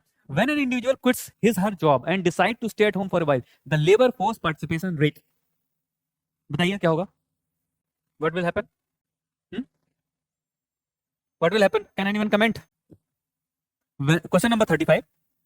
This is from 2021. When an individual quits his or her job and decides to stay at home for a while, the labor force participation increase or decrease, remain the same, may increase or decrease depending on the length of the heat space, ठीक है। तो पहली चीज तो ये है कि let's start from the option D. What is labor force participation rate? It is your number of people employed और यहाँ पे total population, right? अब देखें डी से start, may increase or decrease depending on the length of the heat space. What is the kind of statement? मतलब ऐसे statement तो आप खुद ही रिजेक्ट कर सकते हैं कि बढ़ भी रहा है, घट भी रहा है, क्या हो रहा है, ठीक, ऐसा कैसे हो सकता है, या तो बढ़ेगा या तो घटेगा, एक ही हो सकता है, ठीक है, तो इसको हम काट देते हैं। रिमेन्स द सेम भी नहीं होगा, right, because there has to be some change because someone has decided not to work, ठीक है, उन्होंने अपना जॉब छोड़ दिया, ठीक है, फॉर ए वाइल, ठीक है, तो ये रिमेन्स भी सेम नहीं होगा। अब एक्चुअली यहाँ पे क्या हो रहा है कि देखिए जो नंबर ऑफ लोग एम्प्लॉयड थे, ठीक है, उसमें से एक कम होगा, ठीक, ऊपर से तो एक कम हुआ, नीचे जो टोटल पॉपुलेशन है दैट रिमेन्स द सेम, ठीक है, therefore your ratio will come down here, ठीक है, तो दिस विल डिक्रीज। तो even if you did not new कि भाई इसका एग्जैक्ट मतलब डेफिनेशन क्या फॉर्मूला क्या, फिर भी आप दो को रिजेक्ट करके मोर और less you could have gone ahead with this marking, even if you did not know, वैसे तो कम ही होना चाहिए दैट इज लॉजिकल आंसर, लेकिन आपको नहीं भी पता था, eliminate two and still take a guess, ठीक है, और ज्यादातर गेस में से मतलब इतने सही हो जाएंगे कि आपको नेट फायदा हो जाएगा, ठीक है। तो even if you don't know just don't skip A question. यहाँ पर एक लर्निंग ये है कि नहीं भी पता है तो हमें क्वेश्चन छोड़ना नहीं है, पहले हम देखते हैं, ठीक है, हो सकता है कुछ हम रिजेक्ट कर लें, ठीक है, उसके बाद 50-50 आ जाएगा, फिर देखेंगे, डिसाइड करेंगे क्या सही लगता है, ठीक। तो that is the thing. Now question number 36, with reference to currency swap facility consider the following statement, ठीक है। अब करेंसी स्वैप फैसिलिटी क्या होती है ये हम पढ़ते हैं जब हम फाइनेंशियल इंस्ट्रूमेंट और कैपिटल मार्केट के बारे में पढ़ते हैं। इस साल के प्रीलिम्स के लिए भी ये इंपॉर्टेंट टॉपिक है, ठीक है, बिकॉज अगर आप लोगों ने नीट में सुना होगा तो recently UAE has asked United States that we want to have a currency swap facility, right? तो कि ये क्या होता है, कैसे होता है, हम इसको समझते हैं। देखिए, करेंसी स्वैप फैसिलिटी यहाँ पर क्या होता है कि for example whenever we buy crude oil, we have to make payment in dollars, right? Because the global international trade happens in, most of the trades happens in dollar. Okay? So let's say for some reason, if there disruption due to COVID, etc., and we are unable to sell our goods and services, so we will not have dollars inflow, but somehow we still need to pay for import of oil, crude oil, right? तो ऐसे condition में क्या हो सकता है कि country को payment करना है बट उसके पास डॉलर्स नहीं है, ठीक है, या फिर मान लो कुछ और खरीदना है, बस उस कंट्री की करेंसी नहीं है और हमें उस कंट्री करेंसी में पेमेंट करना है। तो ऐसी कंडीशन में जो दो देश होते हैं, दो कंट्रीज होते हैं, उनके सेंट्रल बैंक आपस में एक एग्रीमेंट करते हैं। ये एग्रीमेंट ऐसा होता है, इसमें बोला जाता है कि ठीक है, within this time and within this limit हम एक you can exchange your currency और my currency at this exchange rate. तो for example, if I am just giving you an example here, जैसा कि US UAE और उनकी बात चल रही है, ठीक है, मान लो let's say there is USA, ठीक है, और यहाँ पर इंडिया है, ठीक है। यहाँ पर हो सकता है कि इंडिया एंड यूएसए में come to an agreement that for next 6 months whenever India desire it can borrow dollars, ठीक है, इन एक्सचेंज फॉर रुपी। हम आपको will give you rupee, you give us dollars because we need to for crude oil at, let's say, the exchange rate of 94. तो 6 महीने के लिए rate fix हो जाएगी। And what will happen after this, within let's say in this period, India can once again, अगर हो सकता है 6 महीने बाद इंडिया के पास डॉलर आ जाए तो इंडिया वो डॉलर रिपे बैक कर देगा एट दिस एक्सचेंज रेट। तो करेंसी स्वैप फैसिलिटी में two countries can exchange currencies for a fixed exchange rate, that is your currency swap agreement. इसका लॉजिक ये है बिकॉज हो सकता है शॉर्ट टर्म में एक कंट्री के पास दूसरी करेंसी ना हो जिसपे उन्हें पेमेंट करना है, ठीक है। जैसा कि यहां पर मैं अभी आपको बताऊंगा, if you go and read, UAE ने अभी डिमांड किया है यूएसए से, you give us dollars because we are unable to sell our own crude oil, ठीक है, because strait of Hormuz is block. तो दैट इज एन एग्रीमेंट। और इसमें होता क्या है, जैसे आज लेट्स से टुडे, ठीक है, डॉलर्स विल गो देयर, ठीक है, रुपी will come here with let's say after certain point in time, let's say 3 months 4 months 6 months, this transaction will be reverse, ठीक है, ये वापस कर दिया जाएगा। तो दिस वे जो भी हमारे पास था, जो हमने डॉलर्स लिए थे, हम उनको रिटर्न कर देंगे। That is it. क्यों किया जाता है? क्योंकि शॉर्ट टर्म में करेंसी की रिक्वायरमेंट होती है। तो करेंसी स्वैप, इट इज, अब देखते हैं स्टेटमेंट पढ़ते हैं, it is an agreement to exchange currency with predetermined terms, ठीक है, जैसा कि मैंने बताया, it is agreement to exchange currency between two countries at predefined terms, मतलब रेट ये है और टाइम भी फिक्स होता है, ठीक है, ऐसा नहीं कि हमेशा परपेचुअल कम ही साइन करते हैं लोग, होता है 1 साल के लिए, 2 साल के लिए, ठीक हो सकता है 6 महीने भी हो सकता है, ठीक है, व्हाटएवर, ठीक। तो दिस इज योर करेक्ट। तो swap operation can carry exchange rate और अदर मार्केट रिस्क। अब ये मैंने बोला यहाँ पे प्री डिटरमाइंड टर्म होता है, राइट, हाँ, प्री डिटरमाइंड टर्म होता है। तो इस जो स्वैप है इसमें रिस्क तो 2 ही है, एक तो काउंटर पार्टी रिस्क है। काउंटर पार्टी रिस्क मतलब हो सकता है कि 6 महीने बाद स्वैप में काउंटर पार्टी रिस्क तो ये वापस ना करें, ठीक है, लेकिन गिवन दैट ये कंट्रीज हैं, ठीक है, कंट्रीज के बेस में ये रिस्क रिलेटिवली कम है, ठीक है। सो ये काउंटर पार्टी वो रिस्क तो है नहीं बिकॉज कंट्री विल जनरली पे, ठीक है, very really they will default. तो that carry exchange rate risk. Exchange rate risk तब होता जब ये प्राइस चेंज हो सकता कि 94 का जैसे 100 पे वापस करना पड़े, ठीक है, लेकिन जो करेंसी स्वैप एग्रीमेंट होता है उसमें एक्सचेंज रेट फिक्स होता है और that is also fix because there is a certain time. अब ऐसे नहीं बोल सकते ना कि परपेचुअली हम आपको 94 पे देंगे, क्योंकि हो सकता है 2 साल बाद 3 साल बाद करेंसी डिप्रिशिएट हो जाए और भी ज्यादा, ये रेट 115 भी पहुंच जाए, हु नोस, ठीक है, या फिर अप्रिशिएट भी हो जाए, 1 साल बाद हो सकता है 95 हो जाए। तो this is fix for certain time. तो एक्सचेंज रेट रिस्क नहीं है। अदर मार्केट रिस्क, दूसरा कोई मार्केट रिस्क भी नहीं है बिकॉज प्राइस ही मार्केट से रिस्क होता है, ठीक है, कि प्राइस चेंज हो सकता है, वो हमने हटा दिया। तो this is incorrect. Recently Bangladesh Sri Lanka sign in currency swap agreement, ठीक है। अब ये उस समय की न्यूज थी कि बांग्लादेश श्रीलंका ने एक्चुअली में करेंसी स्वैप एग्रीमेंट साइन किया था, ठीक है। तो this is about this is a correct statement on that point in time, ठीक। तो what is our answer? C, ठीक। So here once again I will say UPSC prelims 2026 के लिए currency swap agreement is an important thing, you should study that, ठीक है। ये आपके उसमें आ सकता है। पहले पुराना भी हमने जो क्वेश्चन देखा फोर्स मेजर, वो भी आ सकता है, ठीक है। ओके, हाँ, अब इसको हम देखते हैं। देखिए ये भी क्वेश्चन मैं बोलूंगा, अगर आपको नहीं भी आता है ना, फिर भी आपने एग्जैक्टली नहीं पढ़ा तो भी आप इस क्वेश्चन को अटेम्प्ट कर सकते हैं, ठीक है। Let's talk about this. Consider the following statement regarding the mother fund और fund of fund scheme under Atmanirbhar Bharat, ठीक है। तो फंड ऑफ फंड, ठीक, फंड ऑफ फंड क्या होता है मैं थोड़ा सा एक बार एक्सप्लेन कर देता हूँ। जैसे मैंने आपको बताया था कि एक ये फंड है, ठीक, ये हो सकता है लेट्स से ये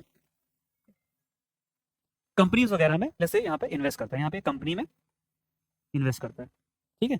ये एक फंड ऑफ फंड का मतलब क्या है, यहाँ पर एक फंड सेटअप किया जाता है, ठीक है, जिसको ये दूसरा फंड है, ये इस कंपनी में जाके इन्वेस्ट नहीं करेगा, ये इस कंपनी को पैसे नहीं देगा, ये क्या करेगा, इस फंड में इन्वेस्ट करेगा, और ये फंड इन कंपनी को पैसे देगा। समझ में आया? इसको बोलते हैं फंड ऑफ फंड, ठीक है। इस तरीके से आप इसको याद रखना।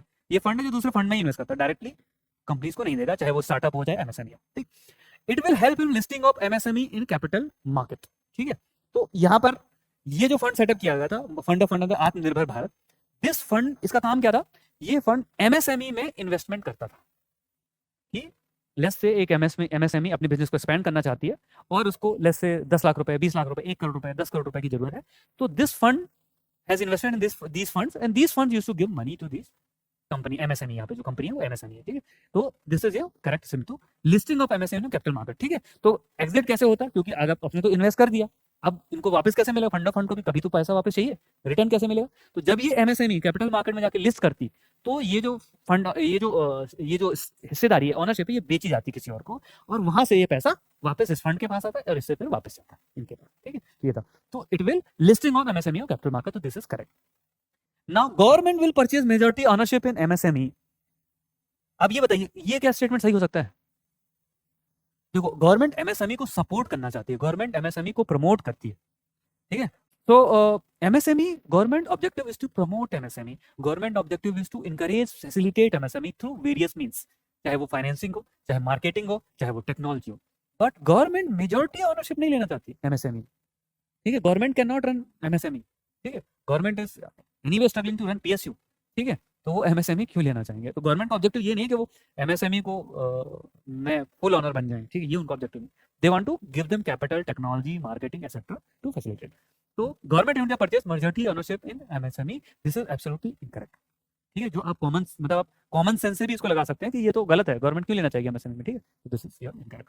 तो select the correct answer using given code. तो what I am saying is कि this is also even if you don't know कि लिस्टिंग में होगा नहीं होगा, एटलीस्ट ये आप लॉजिकली कर सकते थे कि ये तो नहीं है, ठीक है। और अगर ये नहीं है तो आपका बोथ भी नहीं है, ठीक है, और ओनली 2 भी नहीं है, ठीक है। तो ये दोनों एलिमिनेट हो जाते हैं, then you are left with this and this, ठीक है। Even if you don't know, you can still make a guess, ठीक है, and it can work out. हो सकता है कि आप you may go ahead with one, you may go ahead with this, ठीक है। तो 2 एलिमिनेट होने के बाद आपको हमेशा अटेम्प्ट करना है। ज्यादातर क्वेश्चन में कुछ में गलत होगा, कुछ में सही होगा, स्टिल बी बेटर ऑफ, ठीक है। तो दिस वाज योर 2021 क्वेश्चन। 2022 भी करना है, ठीक है। तो which of the following are most likely impact of high fiscal deficit in economy, ठीक है, बताइए। Anyone online student please comment, ठीक है। फिस्कल डेफिसिट का इंपैक्ट क्या होगा? Will it lead to lower interest rate on borrowing? No, ठीक है। तो let me explain why it will not lead, ठीक है। देखिए, इकोनॉमी में जो सेविंग है, ठीक है, हम बोल सकते हैं कि जितनी इनकम है माइनस जो हमने कंजम्पशन पे खर्च कर दिया, वही तो सेविंग है, right? That is your saving, ठीक है। अब ये जो सेविंग है, ठीक, ये हमने सारे लोगों ने एग्रीगेट इतनी सेविंग कर ली, ठीक है। इससे कौन कौन उधार लेगा? इससे उधार ले सकता है कौन? गवर्नमेंट, ठीक है, फिर प्राइवेट सेक्टर, ठीक है, और फिर हाउस होल्ड भी ले सकते हैं, ठीक है। आपको नया आईफोन खरीदता है, ईएमआई पे आप खरीद सकते हैं, हो सकता है। For a moment assume that government, ये सेविंग थी लेस से 100 करोड़, ठीक है। अब high fiscal deficit, suddenly less से government last year used to borrow 30 crore, ठीक है। तो 70 करोड़ प्राइवेट सेक्टर के लिए भी था और हाउस होल्ड, ये दोनों से ले सकते थे, तो इनके एक सर्टेन इंटरेस्ट रेट पे मिल रहा था पैसा। सडनली गवर्नमेंट नेक्स्ट ईयर आती है और बोलती है मुझे 30 नहीं, मुझे अब 70 करोड़ चाहिए, ठीक है। अब what will happen to this people? इनको किस इंटरेस्ट रेट पे पैसा मिलेगा? कम होगी या ज्यादा होगी?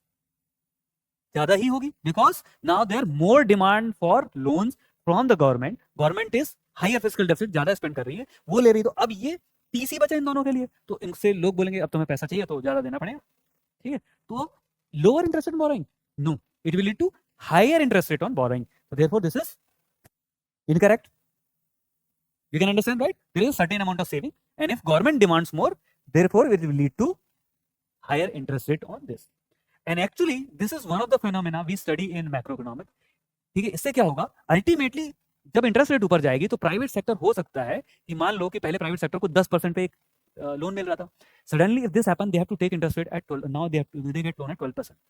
इससे क्या होगा कि हो सकता है प्राइवेट सेक्टर कुछ ऐसे प्रोजेक्ट जो 11% रिटर्न देते उनको करना बंद कर दे, and this effect that the private sector is unable to borrow is called crowding out effect of higher fiscal higher borrowing from the government, इसको बोलते हैं crowding out effect. The private sector is crowded out from this borrowing market, ठीक है, it is unable to pursue project which it could have pursued if the interest rate was lower, clear? तो इसको crowding out effect भी मतलब इससे related ही phenomena है, lower नहीं, it will be higher, correct? Possibility of debt trap की possibility है। अब इसको करने के लिए आपको जानना होगा what is debt trap, anyone knows what is debt trap? ये debt trap क्या होता है बताइए। देखिए debt trap ऐसी कंडीशन होती है कि जब आप इतना लोन ले लेते हैं, ठीक है, कि आपको अगला मतलब जो नेक्स्ट लोन, उस लोन को रिपेमेंट के इंटरेस्ट में इनमें ही लेना पड़ता है, तो you are unable to repay, जो आपकी इनकम है उससे रिपे नहीं कर पा रहे आप, आपको नया लोन लेना पड़ता है उस लोन को रिपे करने के लिए, ठीक है, because you have borrowed so much that you are unable to repay and you just take loan to repay other loan. तो पॉसिबिलिटी ऑफ डेट ट्रैप है अगर हाई फिस्कल डेफिसिट कंटिन्यू रहा तो, ठीक है, that is one of the reason we don't want to have high fiscal, तो this is correct. Lowering of sovereign credit rating of the country, ठीक है, इसको करने के लिए पहले आपको जानना होगा what is credit rating. Credit rating is a rating assign to every, मतलब जो भी बॉरोवर होता है उनके रेटिंग असाइन होती है, जैसे आप लोगों ने सिबिल स्कोर सुना होगा, ठीक है, हो सकता है आप लोगों ने सुना हो। सिबिल स्कोर क्या होता है? It is sort of your credit rating, कि आप कितने अच्छे बॉरोवर हैं, अगर पैसा लेते हैं तो वापस करते हैं या नहीं करते हैं, ठीक है। तो इसीलिए मैं बोल रहा हूँ जब भी आप अपने दोस्त को उधार दें उसकी क्रेडिट सिबिल स्कोर देखें, ठीक है, क्योंकि ऐसा रिसर्च में पाया गया है कि 75% of the people who borrow money from their friends do not return, ठीक है, तो be careful of your friends who borrow from you, ठीक है। तो लॉवरिंग सॉवरेन, तो क्रेडिट रेटिंग होती है, कंपनी की भी होती है, हमारे लिए सिबिल स्कोर होता है, और हर कंट्री की एक क्रेडिट रेटिंग होती है, और वो कैसे डिटरमाइन होती है, उसकी ability to repay that loan, कि वो पैसे वापस कर पाएंगे वो कंट्री या नहीं कर पाएंगे। अब अगर आप हाई फिस्कल डेफिसिट रखेंगे कंटिन्यूअसली, ठीक है, बार बार फिस्कल डेफिसिट हाई है, तो आपकी क्रेडिट रेटिंग कम हो सकती है, ठीक, क्यों? क्योंकि आपने बहुत लोन उधार रखा है, ठीक है, अब आप बहुत अच्छे बारोवर नहीं है तो आपकी रेटिंग कम हो जाएगी, तो ये lowering of the credit rating of the country, that is possible. तो सेकंड एंड थी। Fourth, increase dependent on foreign country और फॉरेन इंस्टीट्यूशन, ये हो सकता है कि नहीं हो सकता। अब जब आप उधार लेते हैं तो दो तरीके, या तो खुद की कंट्री में से उधार लीजिए या तो बाहर जाकर उधार लीजिए, right. So it can happen that country दूसरे कंट्री के ऊपर डिपेंडेंट बन जाता है कि भाई तुम उधार दो। जैसे किसका नाम सुना है आप लोगों ने बार बार उधार लेता है? कौन सा है हमारा दोस्त देश, पड़ोसी देश जो बार बार उधार लेता है दूसरे देशों से? हाँ, जब देखो तब खड़े रहते हैं, उधार दे दो।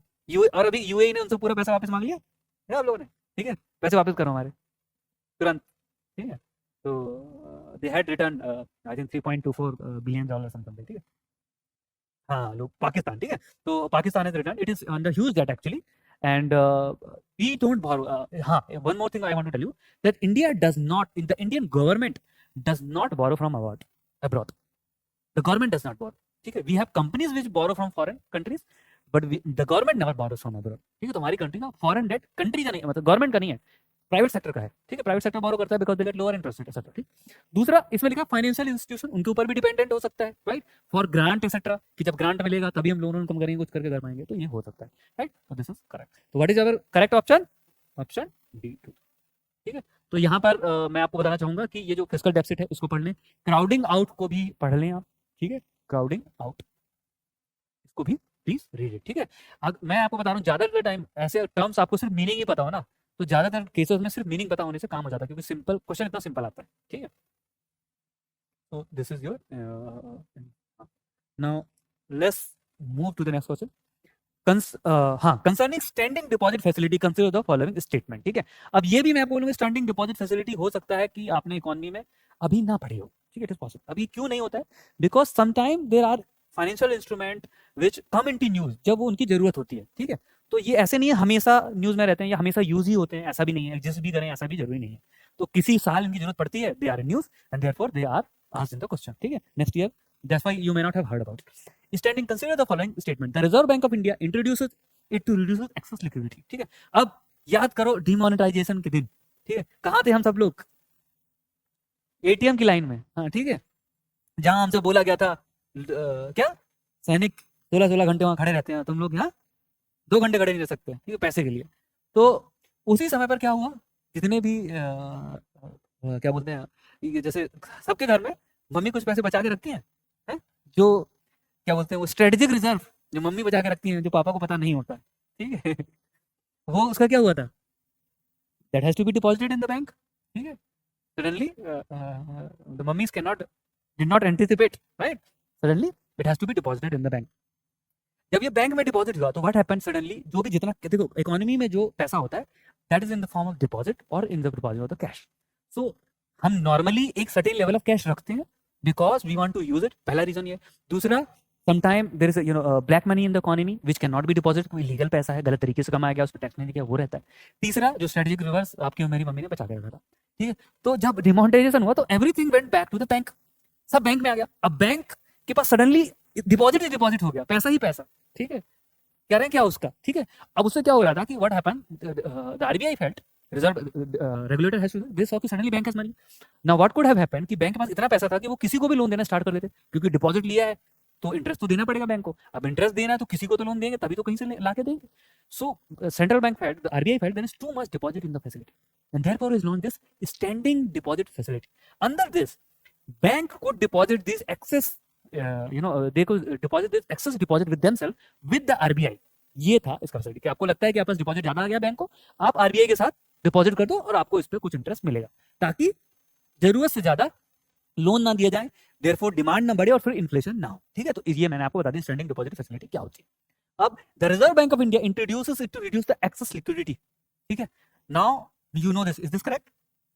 दिस इज करेक्ट, राइट, यही हुआ था, ठीक है। जब डिमोनेटाइजेशन के बाद there was suddenly inflow of deposit in the bank and RBI sought a need to squeeze that excess liquidity from the market, ठीक है, ये था। तो this is correct.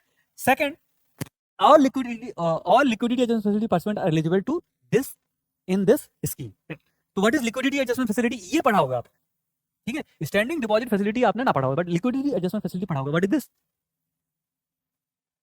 What is this, what is this? LAF, देखिए LAF is the facility offered by central bank, ठीक है, to the certain number of participant, these are banks, primary banks. Here banks can borrow through repurchase obligation repo rate and they can deposit with central bank with reverse repo, ठीक। तो ये जो repo और reverse repo की facility है उसी को ही हम लिक्विडिटी एडजस्टमेंट फैसिलिटी बोलते हैं। तो the bank are able to adjust liquidity through this facility with the central bank. तो all liquidity adjustment participant are eligible to participate is the scheme. This was correct, ठीक है, क्योंकि ज्यादातर deposit ultimately deposit with the bank and banks are the one who access RBI facility through this liquidity adjustment facility, तो उनको ही SDF दिया गया था, दे वर eligible, ठीक है। This is also correct. Under this RBI need to deposit collateral to borrow from commercial bank. अब ये बताइए मुझे, you have studied repo rate, ठीक, रेपो रेट में क्या कोलैटरल की जरूरत होती है आरबीआई को? यस, होती है। In repo and reverse repo, ठीक है, there is a collateral requirement, ठीक है, that the counterparty, the one who is borrowing, has to give it to the other party, ठीक है। रेपो एंड रिवर्स रेपो में इसकी जरूरत होती है, ठीक। अब रेपो एंड रिवर्स रेपो तो रेगुलर ऑपरेशन है, उसमें there is expectation to this, ठीक है। अब ये कोलैटरल क्या होता है, जल्दी गवर्नमेंट सिक्योरिटीज होती है। अब this happened in Covid, this happened suddenly, और this happened due to the policy. अब इतना कोलैटरल आरबीआई कहां से लाएगा? दे वुड नॉट हैव, ठीक है, and if they make it a condition, ठीक है। तो what I was telling you that, देखिए यहां पर क्या हुआ कि वो डिमोनेटाइजेशन में से ये सडनली डिपॉजिट का इन्फ्लो था, ठीक है। Now RBI could not have, this is one off facility, ठीक है। अदर थिंग इज कि आरबीआई भी डिपॉजिट कितना कोलैटरल लेके आता, तो this was not a requirement. यहाँ पर ये था कि आपके पास एक्सेस डिपॉजिट्स हैं, the bank can deposit with RBI and get in interest on that if they are unable to lend it to other party, so this was not the requirement. RBI took it as collateral to borrow from the commercial bank. No, there was no need for collateral. So this is incorrect and 1 or 2 is correct. Okay? So standing deposit facility is something which was in the use when there was an excess deposit with the bank. Right now it is not being used because there is no excess deposit in the banking system. इसके बाद ये पढ़ते हैं, हाँ, consider the following statement: easing of the external commercial borrowing by domestic companies, ठीक है, allowing Indian companies to list in the foreign stock exchange, nationalization of private company, reducing investment of the sovereign gold bond scheme. Which of the following measure given may help in the balance of payment crisis? What is balance of payment crisis? बताइए, आप लोगों को पता है balance of payment crisis होता है? Have you heard about 1991 crisis? What was the crisis? Balance of payment 1981 में क्या हुआ था? India did not have enough foreign exchange reserve to pay for import. Balance of payment crisis is when the country does not have enough foreign currency to fulfill its foreign currency obligation. ठीक है, foreign currency obligation loan भी हो सकता है या import भी हो सकता है. तो when a country does not have enough foreign currency, that is your balance of payment crisis. ठीक है, अब let's see कि किसमें से help contain, क्या पूछा, किससे बैलेंस ऑफ पेमेंट क्राइसिस को कम करने में मदद मिलेगी. That is your question. Easing of external commercial boring bye domestic company. What is external commercial boring? ठीक है, पहले इसको समझते हैं. देखिए, जो कंपनीज होती हैं इंडिया में, ठीक है, they can borrow within country, ठीक है, और they can go outside the country. ठीक है, outside country. When Indian companies borrow from abroad, it is called external commercial borrowing, ECB. जब वो वहां से बोरो, विदेश से, फॉरेन कंट्री से बोरो करेंगे, ठीक है, फॉरेन कंट्री से बोरो करेंगे, what will happen? They will be inflow of foreign currency, क्योंकि वो डॉलर में या पॉन्ड में या यूरो में लोन रेज करेंगे, तो they will be inflow of foreign currency. Will that help in containing balance of payment crisis? Yes, it will help, by because foreign currency का इनफ्लो हो रहा है, हमारे कंट्री में डॉलर्स आएंगे. Clear? So this will help. Okay, this will help. Allowing Indian company to list in foreign stock exchange. अगर Indian companies foreign stock exchange में list करेंगी तो क्या इंपैक्ट होगा उसका फॉरेन करेंसी ट्रांजैक्शन में? What will happen? We will sell, Indian company will sell their shares abroad. वहां से क्या होगा? फॉरेन करेंसी मिलेगी, that they will bring back to India. So it will also help in addressing the balance of payment crisis. Correct? Clear? This will also help. Nationalization of private companies. Private company को nationalise किया जाए, इससे क्या help मिलेगी? क्यों नहीं मिलेगी बताइए? Why will? क्यों नहीं मिलेगी? Can anyone tell me? Can I write in the chat box why it will not help? Please write in the chat box. Okay, let me answer this. Let's say, ठीक है, let's say we have a private company, ठीक है, उसको nationalise किया जाएगा. अगर private company को nationalise कर देंगे, ठीक है, तो इन्वेस्टर्स को क्या लगेगा? What will investors feel if you nationalise A private company? They will be scared. Why? Because they have invested in A company assuming that they will make profit. अब suddenly government came, they said कि ये अब सरकारी company है, ठीक है, तो they will lose money, right? You have taken over their investment, they have lost money. अब once one investor has lost money, other investor उनको क्या लगेगा? They will be also feared. उनकी कंपनी भी आप ले सकती हैं.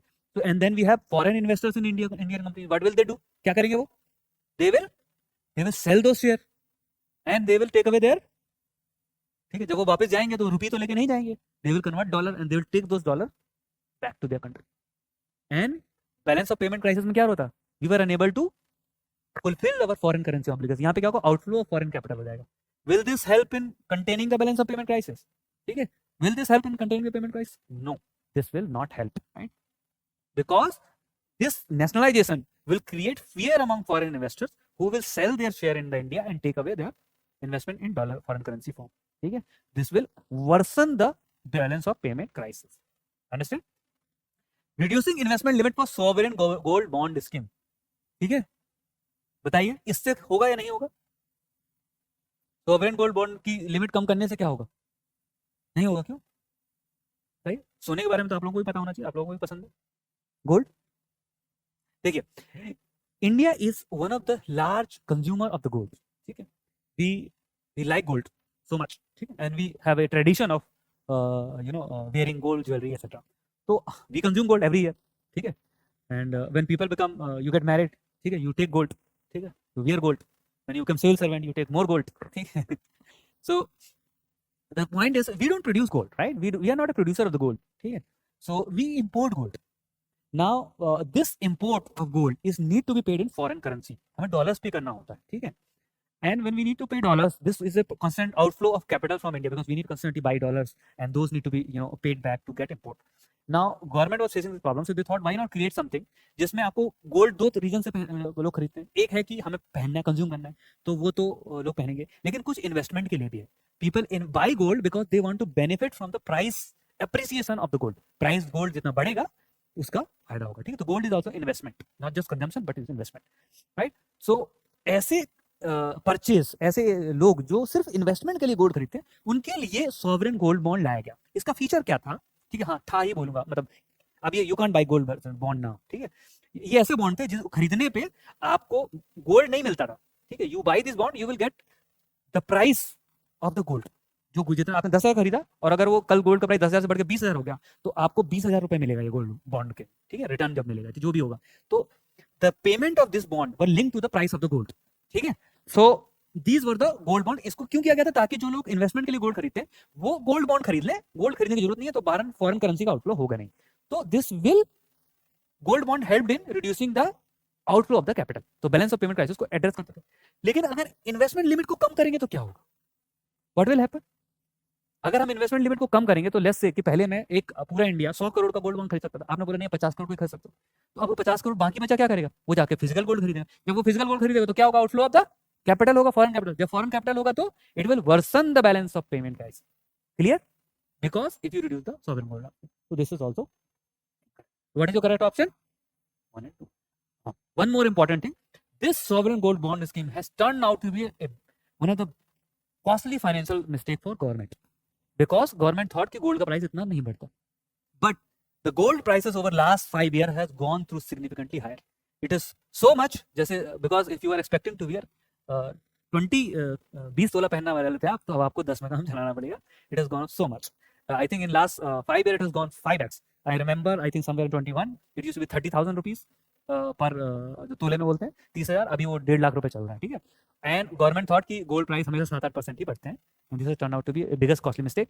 And one more thing, sovereign gold bond scheme therefore can come in the prelims examination, so please read it, ठीक है. You need to know this because अब बिक नहीं रहे हैं, लेकिन अब उनका रिडम्पशन हो रहा है और गवर्नमेंट को ये बहुत कॉस्टली पड़ रहा है, ठीक है. वो 30,000 लिया था लोगों से, अब 1.5 लाख लौटाना पड़ रहा है, ठीक है. और साथ में इसमें क्या था एडवांटेज? उसमें डिविडेंड भी मिलता था 2.5%, ठीक है, साल का. साथ में उस पर टैक्स भी नहीं लगता था उस इनकम पे. तो it has turn out to be biggest, one of the biggest blunder for the government, ठीक है. तो please read this thing, this is in news, ठीक. तो अब ये बंद हो चुका है, अब मिलता नहीं है सॉवरेन गोल्ड बॉन्ड, ठीक है. ठीक है. So hello everyone, since you know I plan to finish 21-22 paper, but we have gone deep into the discussion. हमने काफी डिस्कस किया, बहुत सारे कॉन्सेप्ट मैंने क्लैरिफाई किए हैं, and I have tried my best to make sure that you understand this. So यहाँ पर जब हम PYQ करते हैं, the objective is not just to look at the previous year question, but to look at the concept which are important for the examination. तो यहाँ पे हमने देखा बहुत सारे कॉन्सेप्ट हो सकता है फिर से क्वेश्चन में आता है. दूसरा, जहाँ पर आपको नहीं भी पता होता है, मैंने बताया कैसे आप कॉमन सेंस से 2 ऑप्शन एलिमिनेट कर सकते हैं, then you can narrow down and go ahead and attempt whatever you feel comfortable between the 2 options, जब नहीं भी पता है, ठीक है. तो that is the way to attempt question. and बहुत सारे कॉन्सेप्ट यहाँ पर हमने देखे, fiscal deficit, CPI, inflation, GDP deflator, ये फिर से आ सकते हैं, ठीक है. तो please go ahead and read them.